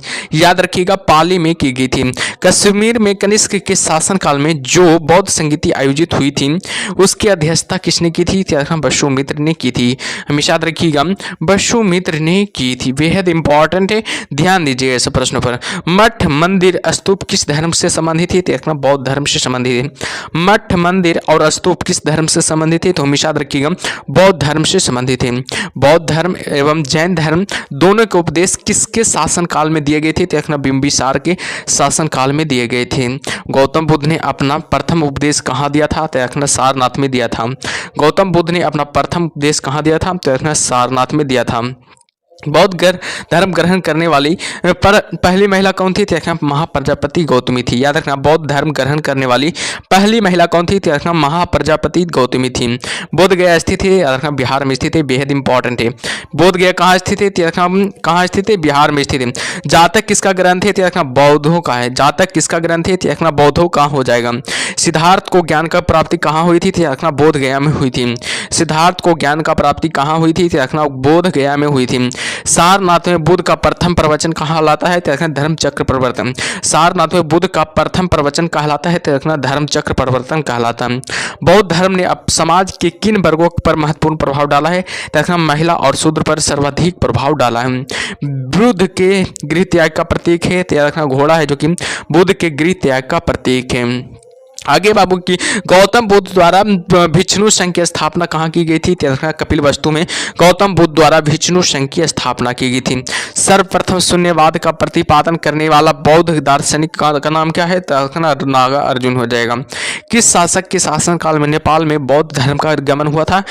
अशोक के शासनकाल में नेपाल में बौद्ध धर्म का क्या हुआ था? गमन हुआ था। सांची क्यों विख्यात है? सबसे बड़ा बौद्ध स्तूप के लिए। याद रखना है सांची क्यों विख्यात है? सबसे बड़ा बौद्ध स्तूप के लिए यह विख्यात है। याद रखना बेहद इंपॉर्टेंट है। ठीक है, एग्जाम में बहुत बार सवाल आ चुका है। ठीक है, आगे बाबू किस भाषा का ज्यादा प्रयोग बौद्धवाद के प्रचार के लिए किया जाता है? देखना पाली के लिए किया जाता है, और पाली के लिए किया जाता है। ठीक है, तो याद रखिएगा ऐसा प्रश्न बहुत इंपॉर्टेंट है। ठीक है, और जो भी लाइक नहीं किए लाइक कर दीजिएगा। ठीक है, चलिए आगे बढ़ते हैं। आगे क्या है? जो आगे है महावीर स्वामी का जन्म कहाँ हुआ था? तो हमेशा याद रखिएगा कुंडल ग्राम में हुआ था। महावीर स्वामी का जन्म कहाँ हुआ था? तो हमेशा याद रखिएगा कुंडल ग्राम में महावीर स्वामी का जन्म हुआ था। अगर बात करें किसे एशिया की रोशनी कहा जाता है? तो गौतम बुद्ध को एशिया का क्या कहा जाता है? रोशनी कहा जाता है। बुद्ध के जीवन की किस घटना को महाभनिष्कर्मण के रूप में जाना जाता है? तो उनका ग्रह त्याग को। याद रखिएगा उनका ग्रह त्याग को। गौतम बुद्ध की माँ किस वंश से संबंधित थी? तो कोलीय वंश से संबंधित थी। गौतम बुद्ध की माँ किस वंश से संबंधित थी? तो कोलीय वंश से संबंधित थी। बेहद इंपॉर्टेंट है, ध्यान दीजिएगा सब प्रश्नों पर। ठीक है, आगे किस राजा के अभिलेख से सूचना मिलती है कि शाक्य मुनि बुद्ध का जन्म लुम्बिनी में हुआ था? तो अशोक में। ठीक है, आगे है कि ज्ञान की बात है, थोड़ा ध्यान दीजिएगा इस पर। ठीक है, कि मौर्य वंशीय शासक अशोक की रुम्निदेयी अभिलेख से सूचना मिलती है कि शाक्य मुनि बुद्ध का जन्म लुम्बिनी में हुआ था। शाक्य मुनि बुद्ध का जन्म कहाँ हुआ था? तो लुम्बिनी में हुआ था। इस अभिलेख में लुम्बिनी को बुद्ध का जन्म स्थल होने के कारण इसे कर छूट प्रदान करने की घोषणा का भी उल्लेख है। याद रखिएगा। ठीक है, आगे की महात्मा बुद्ध ने अपना पहला धर्मचक्र परिवर्तन किस स्थान पर दिया था? तो याद रखना सारनाथ में दिया था। बेहद इंपॉर्टेंट है, याद रखना VVI प्रश्न है। ठीक है, जिसको VVI बोलते हैं उस पर ध्यान दीजिएगा उस प्रश्नों पर। ठीक है, क्योंकि ये सब सवाल पूछा गया है, देख सकते हैं आप लोग। ठीक है, खुद ही। आगे बाबू की गौतम बुद्ध ने ज्ञान प्राप्ति के बाद सबसे पहला सारनाथ वाराणसी के निकट 5 ब्राह्मण सन्यासियों के को पहला उपदेश दिया। इस प्रथम उपदेश को धर्म चक्र प्रवर्तन कहा जाता है। बुद्ध ने सर्वाधिक उपदेश दिए थे, तेरह श्रावस्ती में दिए थे। बुद्ध ने सर्वाधिक उपदेश कहाँ दिए थे? तो हमेशा रखिएगा, श्रावस्ती में दिए थे। महावीर का जन्म किस क्षत्रिय गोत्र में हुआ था? तेरह जांत्रिक क्षत्रिय गोत्र में हुआ था। महावीर की माता का कौन थी? तेरह त्रिशला महावीर की माता का नाम थी। अगर बात किया जाए महावीर का मूल नाम क्या था? तो वर्धमान है जो कि महावीर का मूल नाम हो जाएगा। महावीर की मृत्यु कहाँ हुई थी? तो बताइएगा आप लोग कमेंट बॉक्स में कि महावीर की मृत्यु कहाँ हुई थी। तो हमेशा याद रखिएगा पावापुरी में हुई थी, जो कि कहाँ पड़ता है? तो रखना है बिहार के नालंदा जिला में, आपको याद रखना है बिहार के नालंदा जिला में। याद रखिएगा पावापुरी कहाँ पड़ता है? तो बिहार के नालंदा में पड़ता है। ठीक है। जैनियों के पहले तीर्थकर कौन थे? ऋषिदेव जैनियों के प्रथम तीर्थकर थे। याद रखिएगा। जैन परंपरा के अनुसार जैन धर्म के कुल कितने तीर्थकर थे हुए? 24 तीर्थकर हुए थे। जैन परंपरा के अनुसार महावीर कौन से तीर्थकर थे? तो हमेशा याद रखना 24वें तीर्थकर थे। याद रखना जैन परंपरा के अनुसार महावीर कौन से तीर्थकर थे? तो रखना 24वें तीर्थकर थे। जैन दर्शन के अनुसार सृष्टि की रचना एवं पालन पोषण सार्वभौमिक सत्य से हुआ है। याद रखना जैन धर्म के अनुसार दर्शन के अनुसार सृष्टि की रचना एवं पालन पोषण सार्वभौमिक सत्य से हुआ है। ठीक है। याद रखिएगा, ये सब बहुत इंपॉर्टेंट है, एग्जाम में ये सब सवाल बनता है। ठीक है। आगे की जैन समुदाय में प्रथम विभाजन के श्वेतांबर संप्रदाय के संस्थापक थे। स्थूलभद्र हो जाएगा। जैन तीर्थक पार्श्वनाथ द्वारा प्रतिपादित 4 महाव्रतों में महावीर स्वामी ने 5वें महाव्रत के रूप में क्या जोड़ा? ब्रह्मचर्य को जोड़ा था। और बात किया जाए भगवान महावीर का प्रथम शिष्य कौन था? जमाली था, जो कि भगवान महावीर का प्रथम शिष्य था। बेहद इंपॉर्टेंट है। ठीक है। आगे बाबू त्रिरत्न सिद्धांत, सम्यक धारणा, सम्यक चरित्र, सम्यक ज्ञान, जिस धर्म की महिमा है वह है जैन धर्म। बाबू याद रखना वह क्या है? तो जैन धर्म हो जाएगा। दिलवाड़ा के जैन मंदिरों का निर्माण किसने करवाया था? बेहद इंपॉर्टेंट है। दिलवाड़ा के जैन मंदिरों का निर्माण किसने करवाया था? तो चालुक्यों और सोलंकियों ने। याद रखिएगा, चालुक्य और सोलंकियों ने करवाया था। बेहद इंपॉर्टेंट, एग्जाम में बहुत बार सवाल पूछा जा चुका है, तो ध्यान दीजिएगा सब सवालों पर। ठीक है। शैववाद सिद्धांत है तो जैन धर्म का। शैववाद सिद्धांत किसका है? तो जैन धर्म का हो जाएगा। ठीक है। हमेशा याद रखिएगा। ठीक है। चलिए आगे बढ़ते हैं बाबू। आगे क्या है जी? आगे देखिएगा। ठीक है। आगे बाबू की कौन सबसे पूर्वकालिक जैन ग्रंथ कहलाता है? तो बताइएगा कौन सबसे पूर्वकालिक जैन ग्रंथ कहलाता है? तो 14 पूर्व हो जाएगा। जैन साहित्य को कहा जाता है तो आगम कहा जाता है। जैन साहित्य को क्या कहा जाता है? हमेशा याद रखिएगा, आगम कहा जाता है जैन साहित्य को। जैन ग्रंथ कल्पसूत्र के रचयिता भद्रबाहु है। जैन ग्रंथ कल्पसूत्र के रचयिता कौन है? तो भद्रबाहु हो जाएगा। अनेकतावाद किसका क्रोड़ सिद्धांत एवं दर्शन है? तो जैन मत का। याद रखना जैन मत का हो जाएगा। महाधार्मिक घटना महामस्तक का अभिषेक किससे संबंधित है? तो और किसके लिए की जाती है? तो बाहुबली के लिए की जाती है। याद रखिएगा। ठीक है। चलिए आगे बढ़ते बाबू। आगे क्या है? जो प्रथम जैन महासभा का आयोजन कहाँ हुआ था? याद रखना पाटलिपुत्र में हुआ था। द्वितीय जैन महासभा का आयोजन कहाँ हुआ था? देखना बल्लभी में हुआ था। जैन साहित्य का संकलन किस भाषा व लिपि में है? तो प्राकृति व अर्ध मागधी में है। याद रखना प्राकृति व अर्ध मागधी में हो जाएगा। कौन बुद्ध के जीवन काल में ही संघ प्रमुख होना चाहता था? तो देवदत्त। याद रखना देवदत्त है जो बुद्ध के जीवन काल में ही संघ प्रमुख होना चाहता था। हेलियोडोरस का बेस नगर अभिलेख संदर्भित है? केवल वासुदेव से। याद रखना केवल वासुदेव से संदर्भित है। आगे बढ़ते हैं। आगे क्या है? जो आगे बाबू की आजीविक संप्रदाय के संस्थापक कौन थे? मखली गोसाल है जो कि आजीविक संप्रदाय के संस्थापक थे। और बात करें भागवत संप्रदाय के विकास में किसको योगदान अत्यधिक था? हिंद यूनानी का योगदान सबसे अधिक था। वासुदेव कृष्ण की पूजा सर्वप्रथम किसने प्रारंभ की? सातवतों ने की थी। याद रखना सातवतों ने की थी। प्राचीनतम विश्वविद्यालय कौन सा था? तो नालंदा है जो कि प्राचीनतम विश्वविद्यालय था। ठीक है। अगला टॉपिक का नाम है महाजनपद काल। बेहद इंपॉर्टेंट है। अगला टॉपिक का क्या नाम है? महाजनपद काल। याद रखना 1 से लेकर 3 टॉपिक तक कवर कर लिया गया। 1 से लेकर 3 टॉपिक तक कवर कर लिया गया। ठीक है। चौथा टॉपिक का नाम है महाजनपद काल, तो ध्यान दीजिएगा। पाली ग्रंथों में गांव की मुखिया को क्या कहा गया है? तो भोजक या ग्राम भोजक कहा गया है। उज्जैन का प्राचीन नाम था तो अवंतिका। याद रखना उज्जैन का प्राचीनतम नाम क्या था? तो हमेशा याद रखिएगा अवंतिका उज्जैन का प्राचीनतम नाम था। अगर बात किया जाए नंद वंश का संस्थापक कौन था? तो रखना महापद्यनंद। याद रखना महापद्यनंद है जो कि नंद वंश का संस्थापक माने जाते हैं। याद रखिएगा। ठीक है। आगे बढ़ते हैं बाबू। आगे क्या है? जो आगे है कि प्राचीन भारत में पहला विदेशी आक्रमण किनके द्वारा किया गया था? याद रखना ईरानियों के द्वारा किया गया था। सिकंदर ने भारत पर कब आक्रमण किया था? तो देखना 326 ईसा पूर्व में सिकंदर ने भारत पर आक्रमण किया था। हरिक वंश के किस शासक ने कुनिक कहा जाता था? देखना अजातशत्रु को। हर्यक वंश के किस शासक को कुनिक कहा जाता था? तो देखना अजातशत्रु को कुनिक कहा जाता था, याद रखिएगा, ठीक है। किस शासक ने गंगा में एवं सो नदियों के संगम पर पाटलिपुत्र नामक नगर की स्थापना की थी? याद रखना उदयनी ने की थी, ठीक है, उदयनी ने की थी। बेहद इंपॉर्टेंट है, ठीक है, ध्यान दीजिएगा सब सवालों पर। 323 ईसा पूर्व में सिकंदर महान की मृत्यु हुई थी बेबीलोन में। बेबीलोन में 323 ईस्वी में सिकंदर महान की मृत्यु हो गई थी। सिकंदर महान एवं पोरस पुरु की सेनाओं ने किस नदी के आमने सामने वाले तटों पर पड़ाव डाला हुआ था? तो रखना झेलम की, याद रखना झेलम को हो जाएगा। किस प्रकार का मृद भांडा भारत में द्वितीय नगरीकरण या शहरीकरण को प्रारंभ का प्रतीक माना गया है? तो रखना उत्तरी काले पालिशकृति बर्तन को, याद रखना उत्तरी काले पालिशकृति बर्तन को, ठीक है। आगे बाबू मगध की प्रथम राजधानी कौन सी थी? बेहद इंपॉर्टेंट है, याद रखना गिरिव्रज या राजगिरी हो जाएगा। मगध की प्राचीनतम राजधानी कौन सी थी? तो गिरिव्रज या राजगिरी हो जाएगा, हमेशा याद रखिएगा, बेहद इंपॉर्टेंट है, एग्जाम में बहुत बार ये भी सवाल आ चुका है, ध्यान दीजिएगा सब सवालों पर, ठीक है। चलिए आगे बढ़ते हैं बाबू, आगे क्या है जो आगे है, किस शासक द्वारा सर्वप्रथम पाटलिपुत्रा का राजधानी के रूप में चयन किया था? तो याद रखना उदयनी द्वारा, याद रखना उदयनी द्वारा, ठीक है। 16 महाजनपदों की सूची उपलब्ध है, याद रखना अंगुत्तर निकाय में। 16 महाजनपदों की सूची उपलब्ध है, याद रखना अंगुत्तर निकाय में 16 महाजनपदों की सूची उपलब्ध है। आगे बढ़ते हैं, आगे है कि मगध का कौन सा राजा सिकंदर महान का समकालीन था? तो घनंदे जो कि सिकंदर महान का समकालीन था। प्रथम मगध साम्राज्य का उत्कर्ष किस नदी में हुआ था? तो 6ठी सदी ईसा पूर्व में हुआ था। और बात किया जाए कि सिकंदर के आक्रमण के समय उत्तर भारत पर किस राजवंश का शासन था? तो नंद राजवंश का शासक था।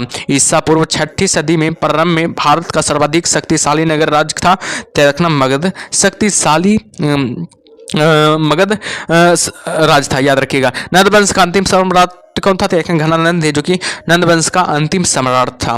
भारत में सिक्कों का या मुद्रों का प्रचलन कब हुआ था? 1600 ईसा पूर्व में भारत में सिक्कों या मुद्रा का प्रचलन हुआ था। आगे बढ़ते हैं बाबू, आगे क्या है जो आगे देखिए ध्यान से, ठीक है।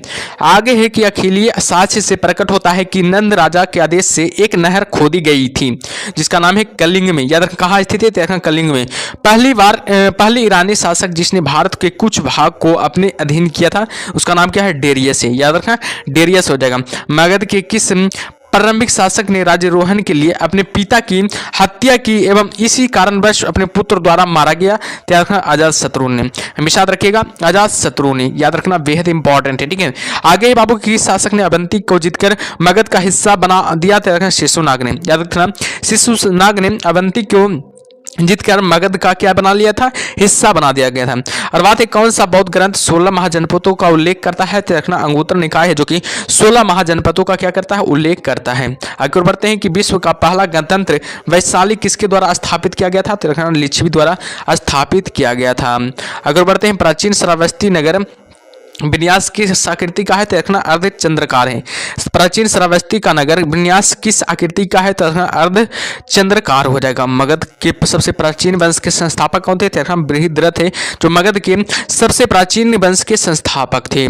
कलिक ग्रंथों में गांव की मुखिया को क्या कहा जाता गया था? तो रखना भोजक कहा गया था। गृहपति का अर्थ क्या होता है? तो रखना धनी व्यक्ति। गृहपति का अर्थ क्या होता है? तो हमेशा याद रखिएगा धनी व्यक्ति गृहपति का अर्थ होता है, ठीक है। चलिए आगे बढ़ते हैं, आगे क्या है जो जैन संगीत, याद रखिएगा अगला आगे क्या है? जैन संगीतिया। इधर संगीति का नाम है, इधर समेत का नाम है, इधर स्थल का नाम है, इधर अध्यक्ष का नाम है, ठीक है। प्रथम जैन संगीति कब हुआ था? चंद्र किसके समय हुआ था? चंद्रगुप्त मौर्य के समय हुआ था। कहाँ हुआ था? पाटलिपुत्रा में हुआ था। किसके अध्यक्ष में हुआ था? स्थूलभद्र के अध्यक्ष में हुआ था। द्वितीय जैन संगीतिया कब हुआ था? 512 ईस्वी में, याद रखना 512 ईस्वी में जो द्वितीय जैन संगीतिया हुआ था। कहाँ हुआ था? बलवी में हुआ था। अध्यक्ष कौन था? देववर्धि क्षमा श्रमण था, याद रखना देववर्धि क्षमा श्रमण था, याद रखिएगा, ठीक है। आगे देखते हैं बौद्ध संगीतियां। और क्या है, बौद्ध संगीतिया को देखेंगे। ठीक है, संगीति का नाम दिया हुआ है, समय दिया हुआ है, शासक दिया हुआ है, स्थान दिया हुआ है, अध्यक्ष दिया हुआ है।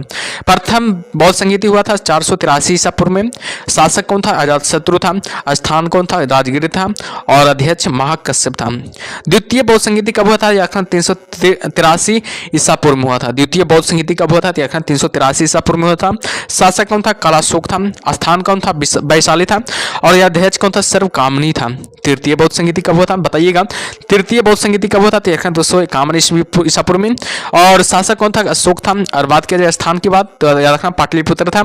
और अध्यक्ष कौन था? मेगालिपुत्र था। चतुर्थ बौद्ध संगीति प्रथम सदी में ईस्वी में हुआ था। कनिष्क शासक था। स्थान कुंडलवन में हुआ था। और अध्यक्ष कौन था? वसुमित्र था। ये सबको याद रखिएगा, बेहद इंपॉर्टेंट है, इससे भी सवाल बनता है। ठीक है, इसमें से प्रथम याद रखना, प्रथम बौद्ध संगीति जरूर याद रखिएगा। ठीक है, प्रथम बौद्ध संगीति किसके समय हुआ था? बताइएगा, किसके समय हुआ था? सूत्री शासक था। ठीक है, शासक था। अध्यक्ष की महाकश्यप था। कहाँ हुआ था? राजगिरी में हुआ था। कब हुआ था? 483 ईसा पूर्व में।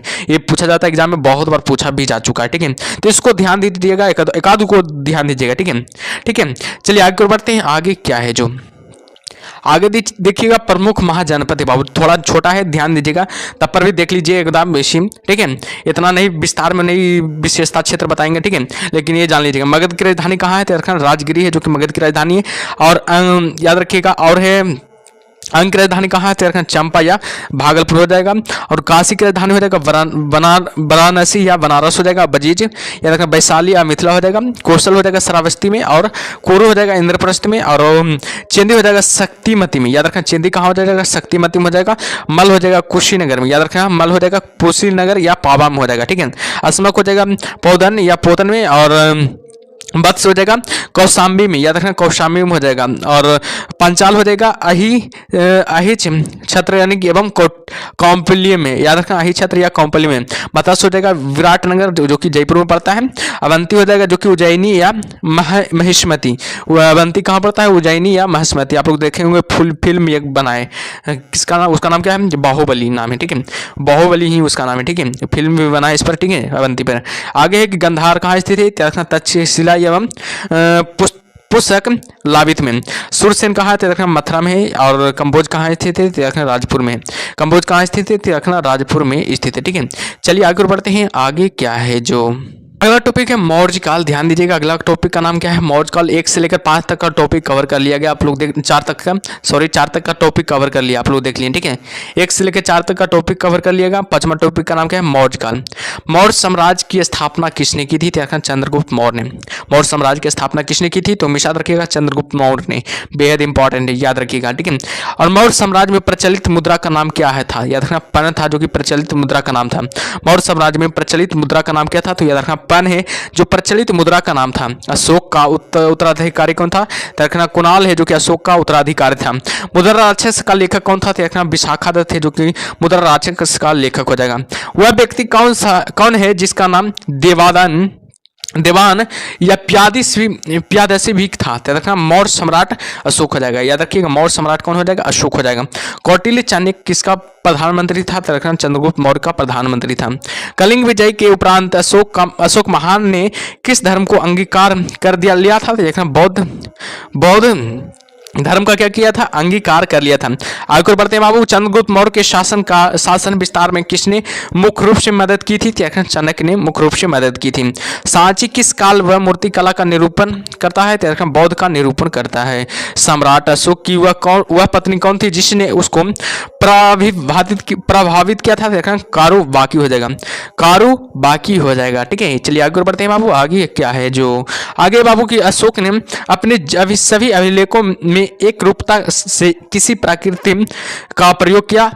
मागधी का हो जाएगा। बिंदुसार ने विद्रोहियों को कुचलने के लिए अशोक को कहाँ भेजा था? तक्षशिला में भेजा था। और बात किया जाए मेगास्थनीज ने भारतीय समाज को कितनी श्रेणियों में विभाजित किया गया है? तो 7 श्रेणियों में विभाजित किया था। और बात करें कौटिल्य के अर्थशास्त्र में किस पहलू पर प्रकाश डाला था? तो राजनीतिक नीतियों पर प्रकाश डाला था। ठीक है, चलिए आगे और बढ़ते हैं बाबू। आगे क्या है जो बेहद इंपॉर्टेंट है? ठीक है, चलिए सभी लोग आगे की ओर आगे की सांची का स्तूप किसने बनवाया था, देखना अशोक ने बनवाया था। सांची का जो स्तूप बना है वो किसने बनवाया था, तो हमेशा याद रखिएगा अशोक ने बनवाया था। ज्ञान की बात है कि सांची के स्तूप का निर्माण अशोक ने कराया था। सांची का स्तूप का निर्माण किसने करवाया था, अशोक ने कराया था। स्थापत्य कला के दृष्टिकोण से सांची के स्तूप को सर्वश्रेष्ठ माना गया। सांची मध्य प्रदेश के रायसेन जिले में स्थित है। सांची कहाँ स्थित है, याद रखना मध्य प्रदेश के रायसेन जिले में स्थित है। ठीक है, चलिए आगे और बढ़ते हैं बाबू। आगे क्या है कि जो देखिएगा आगे की ओर, ठीक है, पाटलिपुत्र को किस शासक ने सर्वप्रथम अपनी राजधानी बनाया था, देखना चंद्रगुप्त मौर्य ने। पाटलिपुत्र को किस शासक ने सर्वप्रथम अपनी राजधानी बनाया, देखना चंद्रगुप्त मौर्य ने। पाटलिपुत्र में स्थित चंद्रगुप्त का महल मुख्यतः बना था, देखना लकड़ी का बना था। पाटलिपुत्र में स्थित चंद्रगुप्त मौर्य का महल मुख्यतः बना था किसका, देखना लकड़ी का बना था। बराबर यानी कि गया जिला की गुफाओं का उपयोग किसने या आश्रय गृह के रूप में किया था, देखना अजीबको ने, याद रखना अजीबको ने किया था। किस अभिलेख से यह साबित होता है कि चंद्रगुप्त मौर्य का प्रभाव पश्चिम भारत तक फैला हुआ था, याद रखना रुद्रदमन का जूनागढ़ अभिलेख से। रुद्रदमन का जूनागढ़ अभिलेख से। ठीक है, चलिए आगे बढ़ते हैं बाबू। आगे क्या है जो आगे, केवल वह स्तंभ जिसमें अशोक ने स्वयं को मगध का सम्राट बताया, तो उसका नाम क्या है, भद्रबाहु ब्राभु भाब्रू स्तंभ हो जाएगा। अर्थशास्त्र का लेखक यह समकालीन था, चंद्रगुप्त था। नंद वंश के पश्चात मगध पर किस राजवंश ने शासन किया था, यह देखना मौर्य वंश ने शासन किया था। मौर्य काल में शिक्षा का सर्वाधिक प्रसिद्ध केंद्र था, तक्षशिला शिक्षा का क्या था, प्रमुख केंद्र था। मेगास्थनीज की पुस्तक का नाम क्या है, इंडिका है, जो कि मेगास्थनीज की पुस्तक का नाम है। आगे बढ़ते हैं बाबू। आगे क्या है जो आगे ध्यान दीजिएगा। ठीक है, आगे की जिसके ग्रंथ में चंद्रगुप्त मौर्य का विशिष्ट रूप से वर्णन हुआ है वह क्या है, विशाखा दत्त हो जाएगा। वह क्या हो जाएगा, विशाखा दत्त हो जाएगा। वह स्रोत जिसमें पाटलिपुत्र के प्रशासन का वर्णन उपलब्ध है वह इंडिका हो जाएगा। वह क्या हो जाएगा, इंडिका हो जाएगा। ठीक है, चलिए आगे और बढ़ते हैं बाबू। आगे क्या है जो आगे के अशोक के शिलालेखों में प्रयुक्त भाषा है, प्राकृति। अशोक के शिलालेखों में प्रयुक्त भाषा कैसी थी, प्राकृतिक थी। ठीक है, आगे प्रथम भारतीय साम्राज्य किसके द्वारा स्थापित किया गया था, चंद्रगुप्त मौर्य द्वारा। प्रथम भारतीय साम्राज्य किसके द्वारा स्थापित किया गया था, तो चंद्रगुप्त मौर्य द्वारा स्थापित किया गया था। आगे बाबू, चाणक्य अपने बचपन में किस नाम से जाने जाते थे, विष्णुगुप्त के नाम से जाने जाते थे। राज्य के सप्तांग सिद्धांत के अनुसार राज्य का 7वां अंग कौन सा था, मित्र था, जो कि राज्य का 7वां अंग था। ठीक है, चलिए आगे बढ़ते हैं बाबू। आगे क्या है जो किसके शासनकाल में डिमेकस भारत आया था, याद रखना बिंदुसार के शासनकाल में डिमेकस भारत आया था। किस प्राचीन नगर के शेष कुम्भहार स्थल से प्राप्त हुआ था, पाटलिपुत्र के, याद रखिएगा पाटलिपुत्र नगर के। कुलंदीबाग प्राचीन स्थान था, देखना पाटलिपुत्र का। कुलंदीबाग प्राचीन स्थान था, देखना पाटलिपुत्र का। आगे बाबू, किसने सहिष्णुता, उदारता और करुणा के त्रिविधि आधार पर राज्य धर्म की स्थापना की, याद रखना अशोक ने। अशोक ने बौद्ध होते हुए भी हिंदू धर्म में आस्था नहीं छोड़ी। इसका प्रमाण है, देखना देवनाम प्रिय की उपाधि। इसका नाम क्या है, देखना देवनाम प्रिय की उपाधि हो जाएगा। आगे बाबू, अशोक के शिलालेख को पढ़ने वाला प्रथम अंग्रेजी कौन था, देखना जेम्स प्रिंसम हो जाएगा। बेहद इंपॉर्टेंट है, याद रखना, ये भी एग्जाम में बहुत बार आ चुका है, आप लोग देख सकते हैं। ठीक है, चलिए आगे बढ़ते हैं। आगे क्या है जो आगे ध्यान दीजिएगा। ठीक है, आगे बाबू ज्ञान की बातें हैं। सर्वप्रथम अशोक के शिलालेखों को पढ़ने का श्रेय अंग्रेज विद्वान जेम्स प्रिंसेप को जाता है। आप लोग अभी बताएं, आप लोग को सर्वप्रथम अशोक के शिलालेख को पढ़ने का श्रेय किसे जाता है, देखना जेम्स प्रिंसेप को जाता है। उन्होंने 1837 ईस्वी में अशोक के शिलालेखों का उदाचन किया। उन्होंने 1837 ईस्वी में अशोक के शिलालेखों का क्या किया, उदाचन किया। केवल वह स्तंभ जिसमें अशोक ने स्वयं को मगध का सम्राट बताया उसका नाम है भाब्रू स्तंभ हो जाएगा। उसका नाम क्या है, भाब्रू स्तंभ हो जाएगा। मौर्य काल में शिक्षा का सर्वाधिक प्रसिद्ध केंद्र था, तक्षशिला मौर्य काल में शिक्षा का प्रसिद्ध केंद्र था। ठीक है, चलिए आगे बढ़ते हैं बाबू। आगे क्या है जो अंतिम मौर्य सम्राट था, बताइएगा अंतिम मौर्य सम्राट कौन था, बृहद्रथ हो जाएगा। बृहद्रथ जो है जो कि अंतिम मौर्य सम्राट हो जाएगा। अगर बात किया जाए कि उत्तराखंड में अशोक का एक शिलालेख स्थित है, उसका नाम क्या है, कालसी। याद रखना, उत्तराखंड में अशोक का एक शिलालेख स्थित है, उसका नाम क्या है, कालसी हो जाएगा। कालसी में हो जाएगा। सांची का स्तूप किसने बनवाया था, याद रखना अशोक ने बनवाया था। सांची का जो स्तूप बनाया था किसने बनवाया था, तो हमेशा याद रखिएगा अशोक ने बनवाया था। प्राचीन भारत का वह प्रसिद्ध शासक जिसने अपने जीवन के अंतिम दिनों में जैन धर्म को अपनाया था, उसका नाम क्या है? चंद्रगुप्त मौर्य हो जाएगा। उसका नाम क्या है? चंद्रगुप्त मौर्य हो जाएगा। ठीक है, चलिए आगे बढ़ते हैं। आगे क्या है जो आगे बाबू कलिंग युद्ध की विजय तथा क्षत्रियों का वर्णन अशोक के किस शिलालेख में है? तो शिलालेख 8वां में, शिलालेख के 18वां बाबू, शिलालेख क्या हो जाएगा? 18वां हो जाएगा। ठीक है, याद रखिए, सॉरी 13वां हो जाएगा, शिलालेख 13वां हो जाएगा। ठीक है, प्रसिद्ध यूनानी राजदूत मेगास्थनीज भारत में किसके दरबार में आए थे? चंद्रगुप्त मौर्य के दरबार में आए थे। चंद्रगुप्त मौर्य ने सेल्यूकस को कब पराजित किया था? 305 ईस्वी में सेल्यूकस को क्या किया था? पराजित किया था। किसने? चंद्रगुप्त मौर्य ने। ठीक है, चलिए आगे बढ़ते हैं बाबू। आगे क्या है जो आगे की भारतीय लिखने की कला की नहीं जानते हैं, यह किसकी उक्ति है? तो मेगास्थनीज की। भारतीय लिखने की कला नहीं जानते हैं, यह किसकी उक्ति है? तो मेगास्थनीज की। मौर्य काल में गुप्तचरों को क्या कहा जाता था? गुण पुरुष कहा जाता था। मौर्य काल में गुप्तचरों को क्या कहा जाता था? तो गुण पुरुष कहा जाता था। अशोक का समकालीन तुर्मय कहाँ का राजा था? तो मिस्र का राजा था। अशोक का समकालीन तुर्मय कहाँ का राजा था? तो हमेशा रखना मिस्र का राजा था। ठीक है, किस ग्रंथ में शूद्रों के लिए आर्य शब्द का प्रयोग हुआ था? अर्थशास्त्र में शूद्रों के लिए आर्य शब्द का प्रयोग हुआ था। आगे के कौटिल्य द्वारा रचित अर्थशास्त्र कितने अधिकरणों में विभाजित थे? 15 अधिकरणों में विभाजित थे। ठीक है, आगे बाबू की अशोक ने 261 ईसा पूर्व में कलिंग को जीतने के बाद क्या किया था? भारी रक्तपात देखकर युद्ध की नीति को सदा के लिए क्या किया था? त्याग किया था। याद रखना, बेहद इंपॉर्टेंट है। ठीक है, इसको भी याद रखिएगा। जो भी अभी तक लाइक नहीं किया बाबू, लाइक कर दीजिए। ठीक है, जो भी वीडियो क्लास को लाइक नहीं किया, लाइक कर दीजिए और शेयर भी आप कर दीजिए। ठीक है, अपने दोस्तों के साथ क्या कीजिए? शेयर भी कर दीजिए। और जो भी चैनल को सब्सक्राइब नहीं किया, सब्सक्राइब कर दीजिए और फीडबैक जरूर दीजिए। आप लोग कैसा लग रहा है क्लास? आप लोग बताइए तो कैसा लग रहा है क्लास?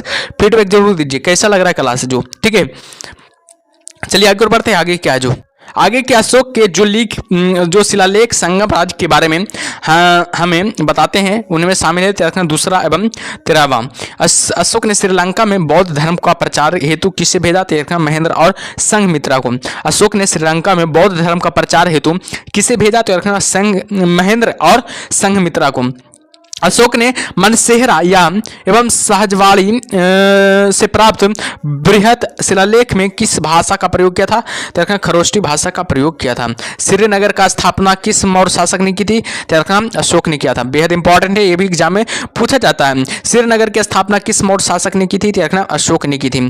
किस अभिलेख में चंद्रगुप्त मौर्य और अशोक दोनों का उल्लेख किया गया है? तो महाक्षत्रप रुद्रदमन का जूनागढ़ अभिलेख, महाक्षत्रप रुद्रदमन का जूनागढ़ अभिलेख में। ठीक है, अगला टॉपिक का नाम है बाबू मौर्योत्तर काल। बेहद इंपॉर्टेंट है, ये भी एग्जाम में बहुत बार, इससे भी एग्जाम में बहुत सवाल आता है। ठीक है, तो 1 से लेकर 5 तक का टॉपिक कवर कर लिया और छठा टॉपिक का नाम क्या है? मौर्योत्तर काल। तो ध्यान दीजिएगा सबको। ठीक है, अंतिम मौर्य सम्राट बृहद्रथ की हत्या कर किसने शंगु वंश की स्थापना की थी?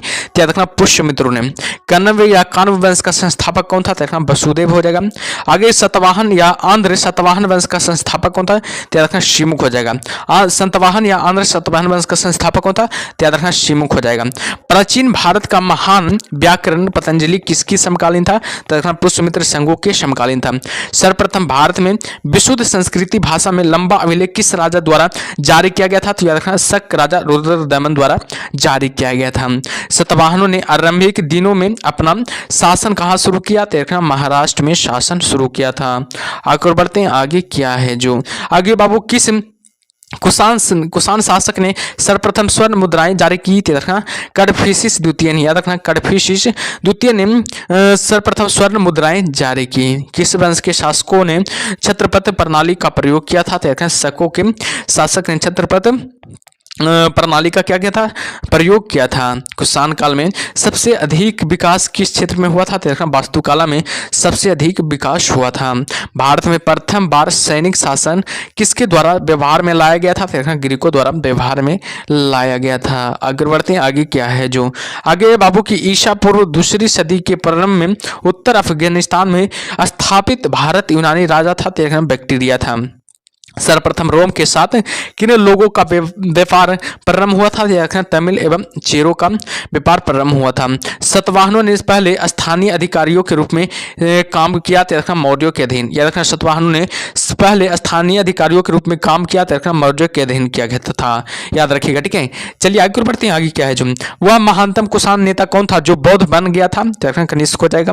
कुषाण काल के दौरान मूर्तिकला की गंधार शैली किसका मिश्रण है? याद रखना भारत ग्रीक शैली का, भारत और ग्रीक शैली का हो जाएगा। रोम साम्राज्य के अनुसार पर किस वंश के शासकों ने कैंसर की उपाधि ग्रहण की थी? तो बताइए, याद रखिएगा कुषाण ने। याद कैंसर की उपाधि किसने धारण की थी? रखना कुषाण ने। प्राचीन भारत में किसने नियमित रूप से सोने के सिक्के जारी किए थे? तो रखना कुषाण ने। प्राचीन भारत में किसने नियमित रूप से सोने के सिक्के जारी किए चलाए थे? तो रखना कुषाण ने चलाए थे। ठीक है, आगे बढ़ते हैं। आगे क्या है जो मौर्यों के बाद दक्षिण भारत में सबसे प्रभावशाली राज था, देखना सतवाहन हो जाएगा। बुद्ध की खड़ी प्रतिमा किस काल में बनाई गई थी? कुषाण में काल में बनाई गई थी। संगु वंश के बाद किस वंश ने भारत पर राज किया था? कनब ने राज किया था। किस चीनी जनरल ने कनिष्क को हराया था? देखना पेन चाओ ने जनरल को, चीनी जनरल कनिष्क को हराया था। याद रखिएगा, बेहद इंपॉर्टेंट है, ये सब बहुत एग्जाम में पूछा जाता है सवाल बाबू। ठीक है, अब पूछा भी गया है सवाल। ठीक है, तो ध्यान दीजिएगा सब सवालों पर। ठीक है, चलिए आगे बढ़ते हैं। आगे क्या है जो, ठीक है, आगे के उत्तर तथा उत्तर पश्चिमी भारत में सर्वाधिक संख्या में तांबे के सिक्कों का जारी किया था। देखना कुषाणों ने जारी किया था। विक्रम संवत कब से प्रारंभ हुआ था? 57 ईसा पूर्व से प्रारंभ हुआ था। सतवाहन शासकों की राजकीय भाषा थी, याद रखना प्राकृति। सतवाहन शासकों की राजकीय भाषा थी। जो कला शैली भारत और ग्रीक यूनानी शैलियों का सम्मिश्रण है उसे कहते हैं गंधार शैली हो जाएगा। कनिष्क की राजधानी थी पुरुषपुर, जो कि कनिष्क की क्या थी? राजधानी थी। आगे बढ़ते हैं। पुरुषपुर किसका दूसरा नाम है? पेशावर का। पुरुषपुर किसका दूसरा नाम है? पेशावर का दूसरा नाम हो जाएगा। चरक किसके राज चिकित्सक थे? कनिष्क के राज चिकित्सक थे। तक्षशिला के प्रसिद्ध स्थल होने का कारण क्या था? गंधार कला। तक्षशिला के प्रसिद्ध स्थल होने का कारण था गंधार कला हो जाएगा। भारत में सर्वप्रथम स्वर्ण मुद्राएं किसने चलाई थी? इंडो बैक्टीरियन ने भारत में सर्वप्रथम स्वर्ण मुद्राएं चलाई थी। और बात किया जाए किस संग्रहालय में कुषाण कालीन मूर्तियों का संग्रह अधिक मात्रा में है? मथुरा संग्रहालय में। याद रखिएगा, मथुरा संग्रहालय में। ठीक है, चलिए आगे बढ़ते हैं। आगे क्या है जो, आगे बाबू की किस वंश के शासकों ने ब्राह्मणों एवं बौद्ध भिक्षुओं को कर मुक्त भूमि या गांव की दानी की प्रथा आरंभ की? सतवाहन हो जाएगा। भारतीय रंगमंच में यवनिका का शुभारंभ किसने किया था? देखना यूनानियों ने किया था। भारतीयों के महान रेशम मार्ग किसने आरंभ किया था? कनिष्क ने। शक संवत का प्रारंभ किस सम्राट के शासनकाल में 78 ईसा पूर्व में हुआ था? रखना कनिष्क शासन के काल में। ठीक है, याद रखिएगा, कनिष्क के शासन के काल में। याद रखिएगा, ठीक है। तक्षशिला विश्वविद्यालय स्थित है, याद रखना भारत में स्थित है। तक्षशिला विश्वविद्यालय कहाँ स्थित है? तो हमेशा याद रखिएगा भारत में स्थित है। वर्तमान में तक्षशिला पाकिस्तान के रावलपिंडी जिले में स्थित है। याद रखना, वर्तमान में तक्षशिला कहाँ स्थित है? तो रखना पाकिस्तान के रावलपिंडी जिले में स्थित है। प्राचीन काल में यह शिक्षा का प्रमुख केंद्र था। याद रखना, तक्षशिला है जो प्राचीन काल में यह शिक्षा का क्या था? प्रमुख केंद्र था। चाणक्य, चरक आदि ने यही शिक्षा प्राप्त की थी। चाणक्य, चरक आदि ने कहाँ शिक्षा प्राप्त किया था? तक्षशिला, जो कि पाकिस्तान में पड़ता है। ठीक है, रावलपिंडी में। ठीक है, चलिए आगे बढ़ते हैं। प्राचीन काल में कलिंग का महान शासक कौन था? खारवेल हो जाएगा। प्राचीन काल में कलिंग का महान शासक कौन था? खारवेल हो जाएगा। बुद्ध का किसके सिक्कों पर अंकन हुआ था? कनिष्क के सिक्कों पर अंकन हुआ था। योधे सिक्कों पर किस देवता का अंकन मिलता है? कार्तिकेय को। कनिष्क के सारनाथ बौद्ध प्रतिमा अभिलेख की तिथि क्या थी? 81 ईसा पूर्व। अश्वघोष किसका समकालीन था? कनिष्क का समकालीन था। बाल विवाह की प्रथा प्रारंभ हुआ था कुषाण काल में। बाल विवाह का प्रथा प्रारंभ कहाँ होता? रखना कुषाण काल में प्रारंभ हुआ था। और बात किया जाए, याद रखना, जो कला शैली भारतीय और यूनानी आकृति का सम्मिश्रण है उसे कहते हैं, याद रखना, गंधार शैली हो जाएगा। सतवाहनों की राजधानी अवस्थित थी, रखना अमरावती। याद रखना, सतवाहनों की राजधानी कहाँ स्थित है? याद रखना, अमरावती में स्थित थी। आंध्र सतवाहन राजाओं की सबसे लंबी सूची किस पुराण में मिलती है? याद रखना, मत्स्य पुराण में मिलती है। ठीक है, चलिए आगे बढ़ते हैं बाबू। आगे क्या है जो, पूर्वी रोमन शासक जस्टिसियन जस्टिनियन का सर्वाधिक महत्वपूर्ण योगदान किस क्षेत्र में था? तो यह विधि के क्षेत्र में था।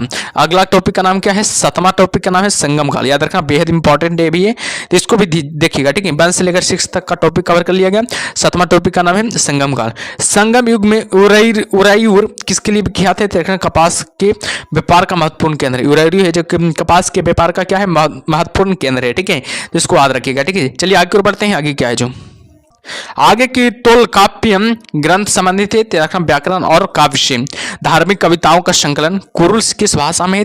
तमिल भाषा में। किस संगम युग राज्य के संरक्षण में 3 संगमों का आयोजन किया था? पांडे। लार चेर के नाम से प्रसिद्ध वह चेर शासक कौन था जिसने कनगी के मंदिर का निर्माण कराया था? देखना सेन गुट्टवन हो जाएगा। सेन क्या हो जाएगा? गुट्टवन हो जाएगा, ठीक है। चलिए आगे बढ़ते हैं। आगे क्या है जो आगे बाबू की तमिल भाषा के शिल्पाधिकारम और मणि मेखलई नामक गौरव ग्रंथ किससे संबंधित है? हिंदू धर्म से संबंधित है। कौन संगम युग व्याकरण रचना सर्वाधिक महत्वपूर्ण रचना मानी जा गई है? तोलकाप्पियम हो जाएगा। तोलकाप्पियम हो जाएगा। मुजरिस किस राज्य का प्रमुख बंदरगाह था? चेर राजवंश का क्या था? प्रमुख बंदरगाह था। आगे बढ़ते हैं। आगे क्या है? प्राचीनतम तमिल देवता मुरुगन किस वैदिक देवता के सदृश है? स्कंद या कार्तिक देवता के क्या है? सदृश है। संगमकालीन साहित्य में कौन को मनन किसके लिए प्रयुक्त होते हैं? राजा के लिए क्या होते थे? प्रयुक्त होते थे। आगे देखते हैं। आगे क्या है जो आगे बाबू तमिल काव्य का इलियड कहा जाता है? शिल्प पदिकारम को। याद रखना, शिल्प पदिकारम को। तमिल काव्य का इलियड किसे कहा जाता है? तो शिल्प पदिकारम को। बेहद इंपॉर्टेंट है, ये भी एग्जाम में पूछा गया है, ठीक है। चेर वंश का शासन किस क्षेत्र पर था? केरल पर था। चेर वंश का शासन किस क्षेत्र पर था? केरल पर था। चेर वंश का प्रसिद्ध शासक कौन था? सेनु गुट्टवन। याद रखना, सेनु गुट्टवन है जी, क्योंकि चेर वंश का प्रसिद्ध शासक था। चोल वंश का प्रसिद्ध शासक करिकाल। ये भी इंपॉर्टेंट, याद रखना, ये भी इंपॉर्टेंट है, ठीक है। चोल काल में सूती वस्त्र उद्योग का प्रमुख केंद्र था उरायूर। याद रखना, चोल काल में सूती वस्त्र उद्योग का प्रमुख केंद्र कहाँ था? देखना उरायूर हो जाएगा। आगे की तोलकाप्पियम की रचना किसने की थी? देखना काप्पियर ने। तोलकाप्पियम की रचना किसने की थी? देखना तोलकाप्पियर ने, ठीक है। आगे बढ़ते हैं। चोल काल में सर्वोच्च न्यायालय को क्या कहा जाता था? तो मनरम कहा जाता था। चोल काल में सर्वोच्च न्यायालय को क्या कहा जाता था? तो मनरम कहा जाता था। पांड्यों की राजधानी क्या थी? देखना मदुरई थी। पांड्यों की राजधानी कहाँ थी? देखना मदुरई थी, ठीक है। तमिल का गौरव ग्रंथ जीवक चिंतामणि किससे संबंधित थे? देखना जैन धर्म से संबंधित है। संगम किससे संबंधित थे? देखना विद्वानों से संबंधित है। आगे देखते हैं। आगे क्या है? स्ट्राबो के अनुसार संगम युग के किस वंश के शासक ने रोमन सम्राट अगस्टन के दरबार में 20 ईस्वी के ईसा पूर्व के लगभग अपना एक दूत भेजा था? पांडे नरेश ने, ठीक है।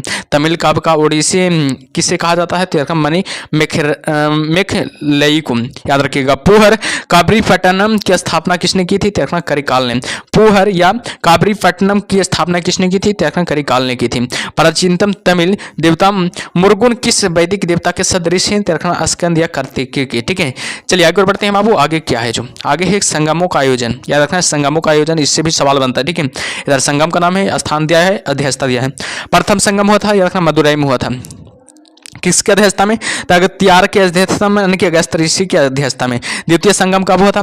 कपाटुपुरम जो कि या अलय जो कि अगस्त्यार के अध्यक्षता में हुआ था, यानी कि अगस्त ऋषि के अध्यक्षता में हुआ था।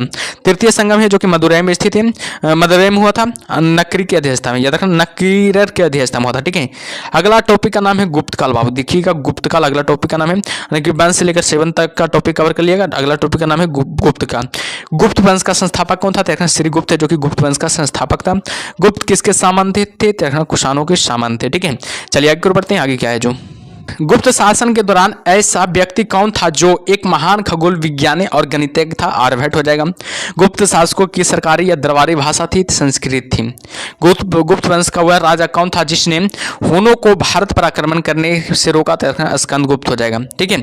गुप्त राजवंश किसके लिए प्रसिद्ध था? तो रखना कला एवं स्थापत्य के लिए प्रसिद्ध था। अजंता कलाकृतियां किससे संबंधित थे? तो रखना गुप्त काल से संबंधित थे। कवि कालिदास किसके राज कवि थे? तो रखना चंद्रगुप्त द्वितीय विक्रमादित्य की राज कवि थे, ठीक है। अजंता चित्रकारी की विषय वस्तु किससे संबंधित थे? रखना बौद्ध धर्म से संबंधित थे। उत्तर गुप्त युग में जो विश्वविद्यालय प्रसिद्ध हुआ वह था नालंदा हो जाएगा। एरन अभिलेख का संबंध किससे शासक से? पानुगुप्त से एरन अभिलेख का संबंध। आगे बढ़ते हैं, आगे क्या जो फाहियान किसके शासनकाल में भारत आया था? देखना चंद्रगुप्त द्वितीय के शासनकाल में फाहियान भारत आया था। भारतीय संस्कृति का स्वर्ण युग था। देखना गुप्त काल से जो भारतीय संस्कृति का स्वर्ण युग था। फाहियान कहाँ का निवासी था? तो देखना चीन का निवासी था। ठीक है। सेतुबंध का रचनाकार परव सेन द्वितीय किस वंश का शासक था? तो बाकाटक का शासन था। किस गुप्तकालीन शासक को कविराज कहा गया? समुद्रगुप्त को कविराज कहा गया था। स्कंदगुप्त को किस स्तंभ लेख में सक्रोपम कहा गया? रखना कौहम स्तंभ लेख में। ठीक है। चलिए आगे बढ़ते हैं, आगे क्या है जो आगे है बाबू, फाहियान और ह्वेनसांग के किनके राज्यों में को देखा? याद रखना, फाहियान और ह्वेनसांग ने किनके राज्यों को देखा था? चंद्रगुप्त, विक्रमादित्य एवं हर्षवर्धन क्रमशः राज्यों के देखे थे। दोनों को राज्यों के देखे थे। धनवर्ती थे रखना चंद्रगुप्त विक्रमादित्य के राजदरबार के नवरत्न में से एक जो कि प्रसिद्ध चिकित्सक थे। याद रखना, गुप्तकालीन प्रशासन प्रणाली किस प्रकार की थी? देखना राज्य तंत्रात्मक था। याद रखना, गुप्तकालीन शासन प्रणाली किस प्रकार की थी? देखना राजतंत्रात्मक थी। गुप्त स्थापत्य कला का सर्वोत्कृष्ट मंदिर कौन था? देखना देवगढ़ का दशावतार मंदिर। देवगढ़ का दशावतार मंदिर हो जाएगा। ठीक है। आगे देखते हैं, आगे क्या है। अजंता की गुफाओं में किन गुफाओं का निर्माण गुप्त काल में हुआ था? देखना 16 और 17 एवं 19 निर्माणों का गुफाओं का निर्माण हुआ जो कि गुप्त काल में हुआ था। अमरकोश के लेखक अमर सिंह किस शासक के दरबार में से जुड़े हैं? तो चंद्रगुप्त द्वितीय के दरबार से जुड़े हैं। गुप्त संवत के प्रारंभ करने का श्रेय किसे दिया जाता है? तो चंद्रगुप्त को दिया जाता है। चंद्रगुप्त प्रथम ने गुप्त संवत का प्रारंभ किस उपलक्ष्य में किया था? तो अपने राज्यरोहण के स्मारक के रूप में किया था। अपने राज्यरोहण के स्मारक के रूप में किया था। ठीक है। आगे बाबू, नगरों का क्रमिक पतन किस काल की एक महत्वपूर्ण विशेषता थी? देखना गुप्त काल की एक महत्वपूर्ण विशेषता थी। किस वंश के शासकों को ने मंदिरों एवं ब्राह्मणों को सबसे अधिक ग्राम अनुदान में दिए थे? देखना गुप्त वंश के, याद रखना गुप्त वंश के शासक। ठीक है। आगे बाबू, दिल्ली के महरौलों कि कुवत उल इस्लाम मस्जिद के प्रांगण में स्थित प्रसिद्ध लौह स्तंभ किसकी स्मृति है? तो चंद्रगुप्त की स्मृति है। ठीक है। आगे बढ़ते हैं, आगे क्या है जो आगे बाबू की कालिदास द्वारा रचित मालविकाग्निमित्र नाटक का नायक कौन है? तो अग्निमित्र हो जाएगा। समुद्रगुप्त की सैनिक उपलब्धियों का वर्णन उसके किस अभिलेख में उपलब्ध है? तो प्रयाग के उपलेख में। किस काल में स्त्रियों की पुरुषों से बराबरी की थी? तो गुप्त काल में स्त्रियों को पुरुषों से बराबरी की थी। ठीक है। चलिए आगे बढ़ते हैं बाबू, आगे क्या है जो आगे देखते हैं। ठीक, आगे भारत का नेपोलियन किसे कहा जाता है? समुद्रगुप्त को भारत का नेपोलियन कहा जाता है। बेहद इंपॉर्टेंट है, ये भी एग्जाम में बहुत बार आ चुका है, याद रखिएगा, ये भी एग्जाम में बहुत बार आ चुका है। ठीक है। इतिहासकार विसेंट स्मिथ ने अपनी पुस्तक क्लियर हिस्ट्री ऑफ इंडिया में समुद्रगुप्त को की वीरता एवं विजयों पर मुग्ध होकर उसे भारतीय नेपोलियन की संज्ञा दी। याद रखना। ठीक है। चलिए आगे बढ़ते हैं, आगे के तक्षशिला विश्वविद्यालय स्थित है भारत में स्थित है, लेकिन वर्तमान में कहाँ स्थित है? पाकिस्तान में स्थित है। ठीक है। वर्तमान में तक्षशिला पाकिस्तान में स्थित है। प्राचीन काल में यह शिक्षा केंद्र का प्रमुख केंद्र था। चरक आदि ने यही शिक्षा प्राप्त की थी। चनक ने कहा शिक्षा प्राप्त की थी? यही शिक्षा प्राप्त की थी, यानी कि तक्षशिला में शिक्षा प्राप्त की थी। किस राजा का एक अन्य नाम देवगुप्त था? चंद्रगुप्त द्वितीय का। प्रथम गुप्त शासक जिसने परम भागवत की उपाधि धारण की हुआ था चंद्रगुप्त द्वितीय था। ठीक है। आगे की ओर बढ़ते हैं, आगे क्या है जो प्राग प्रशस्ति किसके सैन्य अभियान के बारे में जानकारी देती है? तो समुद्रगुप्त के। ठीक है। गुप्त सम्राट जिसने हुनों को पराजित किया था स्कंदगुप्त हो जाएगा। एक शक विजेता किसे जाना जाता है? चंद्रगुप्त को शक विजेता जाना जाता है। रजत सिक्के जारी करने वाला प्रथम गुप्त शासक था चंद्रगुप्त द्वितीय था। नगरों का क्रमिक पतन किस काल की एक महत्वपूर्ण विशेषता थी? याद रखना गुप्त काल की एक महत्वपूर्ण विशेषता थी। ठीक है। चलिए आगे बढ़ते हैं बाबू, आगे क्या है जी आगे बाबू की किस गुप्त शासक ने सर्वप्रथम सिक्के जारी किए थे? चंद्रगुप्त प्रथम ने सर्वप्रथम सिक्के जारी किए थे। कौन सा राजवंश हुनों के आक्रमण से अत्यंत विचलित हुआ? तो गुप्त राजवंश हो जाएगा। अजंता गुफाओं की शरीखी जैसी गुफाएं मध्य प्रदेश में कहाँ स्थित है? बाघ यानी कि धार में स्थित है। गुप्त वंश ने किस अवधि में शासन किया था? 319 से 500 ईस्वी में शासन किया था। बाल विवाह की प्रथा आरंभ हुई थी गुप्त काल में। बाल विवाह की प्रथा को आरंभ हुई थी। ठीक है। बेहद इंपॉर्टेंट हो भी है। ठीक है। यूरोपीय भाषा में अनुदित या अनुवादित प्रथम भारतीय ग्रंथ कौन सा था? कुमार संभव था। सती प्रथा का पहला उल्लेख कहाँ से मिला था? एरल अभिलेख में मिलता है। सती प्रथा का प्रथम उल्लेख कहाँ मिलता है? तो हमेशा याद रखिएगा एरन अभिलेख में सती प्रथा का प्रथम उल्लेख मिलता है। बेहद इंपॉर्टेंट है, याद रखना, एग्जाम में ये भी बहुत बार आ चुका है, ठीक है, एग्जाम में ये भी बेहद बहुत बार आ चुका है, ठीक है। महिर कुलु का संबंध था, देखना हूनों से था। महिर कुलु का संबंध किससे था? देखना हूनों से था, ठीक है। गुप्त राजा जिसने विक्रमादित्य की पदवी ग्रहण की थी, उसका नाम क्या है? याद रखना है, उसका नाम क्या है? याद रखना है, चंद्रगुप्त द्वितीय हो जाएगा, चंद्रगुप्त द्वितीय हो जाएगा, ठीक है। आगे गुप्त काल में उत्तर भारतीय व्यापार किस पतन से संचालित होता है? तो ताम्र लिपित संचालन से क्या होता है, यानी कि पतन होता है, ठीक है। गुप्त शासकों द्वारा जारी किए गए चांदी के सिक्के कहलाते हैं, याद रखना, रूपक कहलाते हैं। गुप्त शासकों द्वारा जारी किए गए चांदी के सिक्के क्या कहलाते हैं? रूपक कहलाते हैं। किस गुप्त शासक को नालंदा विश्वविद्यालय के संस्थापक माना जाता है? तो रखना कुमारगुप्त को, कुमारगुप्त प्रथम को, याद रखना कुमारगुप्त प्रथम को, ठीक है। पुंड्रवर्धन भुक्ति अवस्थित थी, देखना उत्तर बंगाल में स्थित है। वह प्रथम भारतीय विद्वान कौन था जिसने गणित को एक पृथक विषय के रूप में स्थापित किया था? याद रखना आर्यभट्ट हो जाएगा। तांबा का सिक्का जारी करने का वाला पहला गुप्त शासक कौन था? देखना रामगुप्त हो जाएगा, ठीक है। तो चलिए आगे बढ़ते हैं बाबू, आगे क्या है जो आगे कालिदास की किस कृति की गिनती विश्व की 100 प्रसिद्ध साहित्यिक कृतियों में से होती है? देखना अभिज्ञान शकुंतलम की। वर्तमान गणित में दशमलव प्रणाली के आविष्कार का श्रेय किसे दिया जाता है? गुप्त युग को, ठीक है। गुप्त काल में के सर्वाधिक लोकप्रिय देवता कौन था? देखना विष्णु था, जो कि गुप्त काल का सबसे अधिक लोकप्रिय देवता था, ठीक है। आगे बाबू मेहरौली स्थित लौह स्तंभ का निर्माण किस सदी में हुआ था? देखना चतुर्थ सदी में हुआ था। कुमार संभव महाकाव्य किस कवि ने लिखा? देखना कालिदास ने लिखा था। नालंदा विश्वविद्यालय की स्थापना का युग है, देखना गुप्त युग है।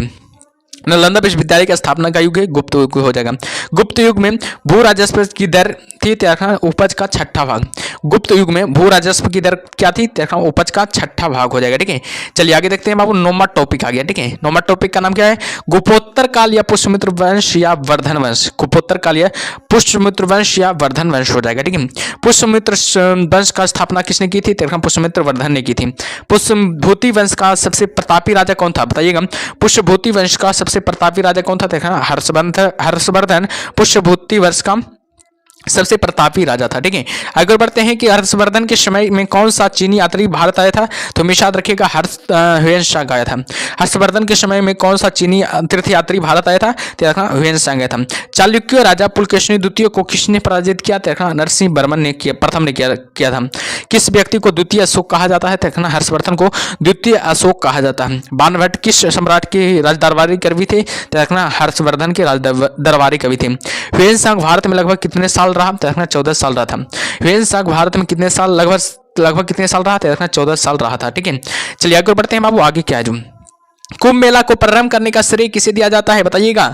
कुंभ मेला को प्रारंभ करने का श्रेय किसे दिया जाता है? तो हमेशा याद रखिएगा किसे दिया जाता है? तो हर्षवर्धन को। कुंभ मेला को प्रारंभ करने का श्रेय किसे दिया जाता है? तो हमेशा याद रखिएगा हर्षवर्धन को। नर्मदा नदी पर सम्राट हर्ष की दक्षिणावर्ती अग्रगमन को रोका, देखना पुलकेशिनी द्वितीय ने। चालुक्य शासक पुलकेशिनी द्वितीय ने किस नदी के किनारे हर्षवर्धन को परास्त किया था? देखना नर्मदा नदी के किनारे हर्षवर्धन को क्या किया था? परास्त किया था, ठीक है। आगे बढ़ते हैं, हर्ष काल में उत्तर भारत का सबसे महत्वपूर्ण शहर कौन सा था? कन्नौज था, ठीक है। हर्ष का आत्मकथा किसने लिखी थी? बाणभट्ट ने हर्ष की आत्मकथा लिखी थी। हर्षवर्धन अपनी धार्मिक सभा कहाँ करता है? प्रयाग में करता है। हर्षवर्धन ने अपनी धार्मिक सभा कहाँ क्या करता है था? प्रयाग में क्या करता था? वर्धन वंश की राजधानी थानेश्वर किस उत्तर प्रदेश में स्थित थी? हरियाणा में स्थित है। वर्धन वंश की राजधानी थानेश्वर किस प्रदेश में स्थित थी? हरियाणा में स्थित है। हर्षवर्धन ने 606 ईस्वी में हर्ष संवत की स्थापना किस उपलक्ष्य में की थी? अपने राज्यारोहण के उपलक्ष्य में की थी, ठीक है। चलिए आगे बढ़ते हैं बाबू, आगे क्या है जो आगे है कि ह्वेनसांग की भारत में यात्रा के समय सूती कपड़ों के उत्पादन के लिए प्रसिद्ध नगर था, मथुरा था। कवि बाणभट्ट निवासी था, थानेश्वर का निवासी था। नागानंद का रचनाकार कौन था? हर्षवर्धन था। सम्राट हर्षवर्धन ने 2 महान धार्मिक सम्मेलनों का आयोजन किया था, उसका नाम था कनौज और प्रयाग हो जाएगा। कनौज और प्रयाग हो जाएगा, ठीक है। आगे देखते हैं कि नागानंद रत्नावली एवं प्रियदर्शिका नाटकों के नाटककार कौन थे? हर्षवर्धन हो जाएगा। गुर्जरों को किस शासक ने पराजित किया? हर्षवर्धन ने पराजित किया था, ठीक है। चलिए आगे बढ़ते हैं, आगे क्या है जो आगे की आज भी भारत में ह्वेनसांग को याद करने का मुख्य कारण है सीयूकी की रचना करना।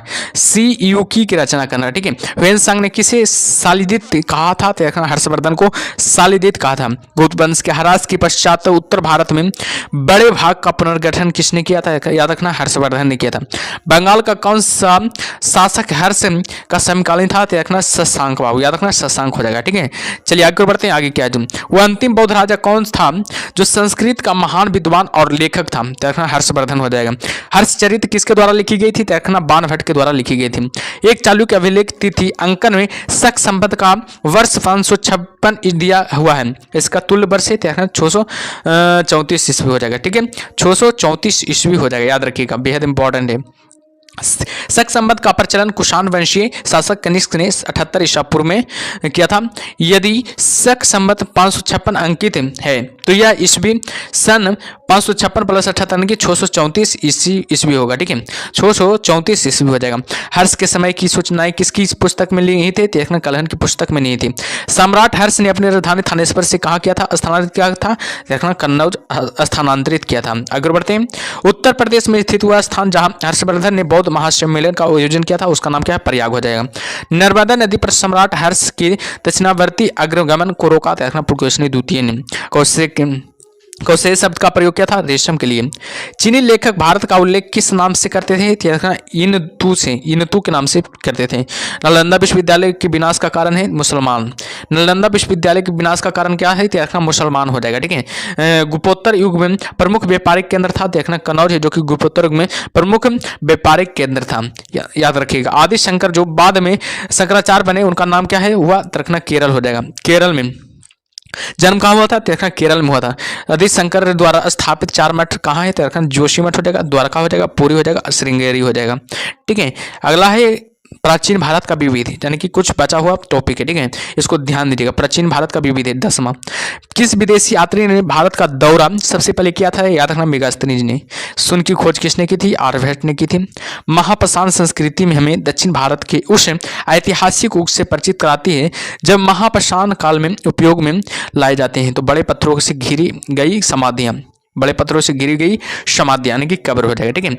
आगे है बाबू की किस पुस्तक का 15 भारतीय 40 विदेशी भाषाओं में अनुवाद किया गया था? पंचतंत्र, याद रखना। न्यूमिस्मेटिक्स क्या है? रखना सिक्कों व धातुओं का अध्ययन है। हितोपदेश के लेखक कौन है? नारायण पंडित है, बहुत इंपॉर्टेंट है, ठीक है, ध्यान दीजिएगा। नाट्यशास्त्र की रचना किसने की थी? भरत मुनि ने की थी।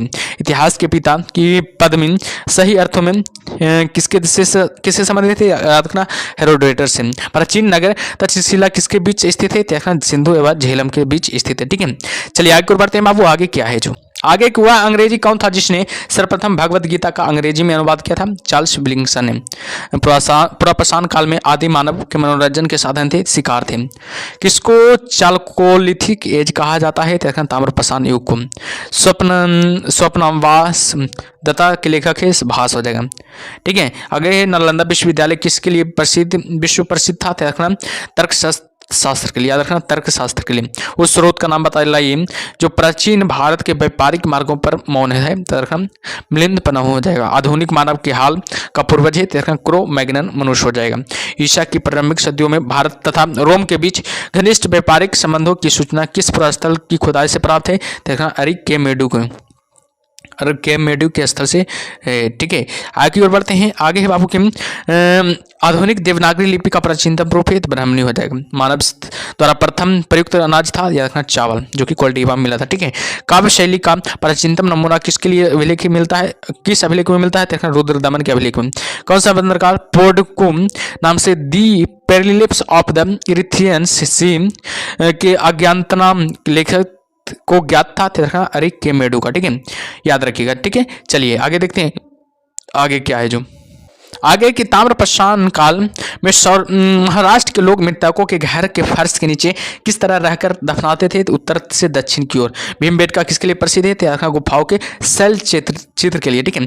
प्राचीन भारत में कौन सी लिपि दाईं ओर से बाईं ओर लिखी जाती थी? खरोष्टी लिपि, बेहद इंपॉर्टेंट है, याद रखिएगा। VVI ये बहुत बार पूछा जा चुका है। मालती माधव के लेखक थे, भवभूति है, जो कि मालती माधव के लेखक थे। मुद्रा राक्षस नामक पुस्तक का लेखक कौन था? विशाखा दत्त मुद्रा राक्षस नामक पुस्तक के लेखक लेखक थे। किस वंश के राजाओं ने खजुराहो स्थित मंदिर का निर्माण कराया था? तो चंदेल वंश के राजा ने खजुराहो स्थित मंदिरों का निर्माण करवाया था। ठीक है, आगे बढ़ते हैं। आबू का जैन मंदिर किससे बना है? बताइएगा। आबू का जो जैन मंदिर है किससे बना है? तो हमेशा याद रखिएगा संगमरमर से बना है। एलिफेंटा की गुफाएं मुख्यतः किस धर्म की माता बलियों के उपयोग के लिए काटकर बनाई गई थी? शैव धर्म के लिए। ठीक है, एलिफेंटा के प्रसिद्ध शैल को काटकर बनाए गए मंदिरों का श्रेय दिया जाता है राष्ट्रकूटों को। अजंता और एलोरा की गुफाएं किस नगर में स्थित थी? औरंगाबाद में स्थित है। कोणार्क का सूर्य मंदिर किसने बनवाया था? नरसिंह देव बर्मन ने। ठीक है, आगे है बाबू की किस काल में को पैगोडा के नाम से जाना जाता है? कोणार्क के सूर्य मंदिर के काल को। ठीक है, तो चलिए क्लास 3 अगला क्लास में मिलते हैं, तब तक के लिए ओके बाय।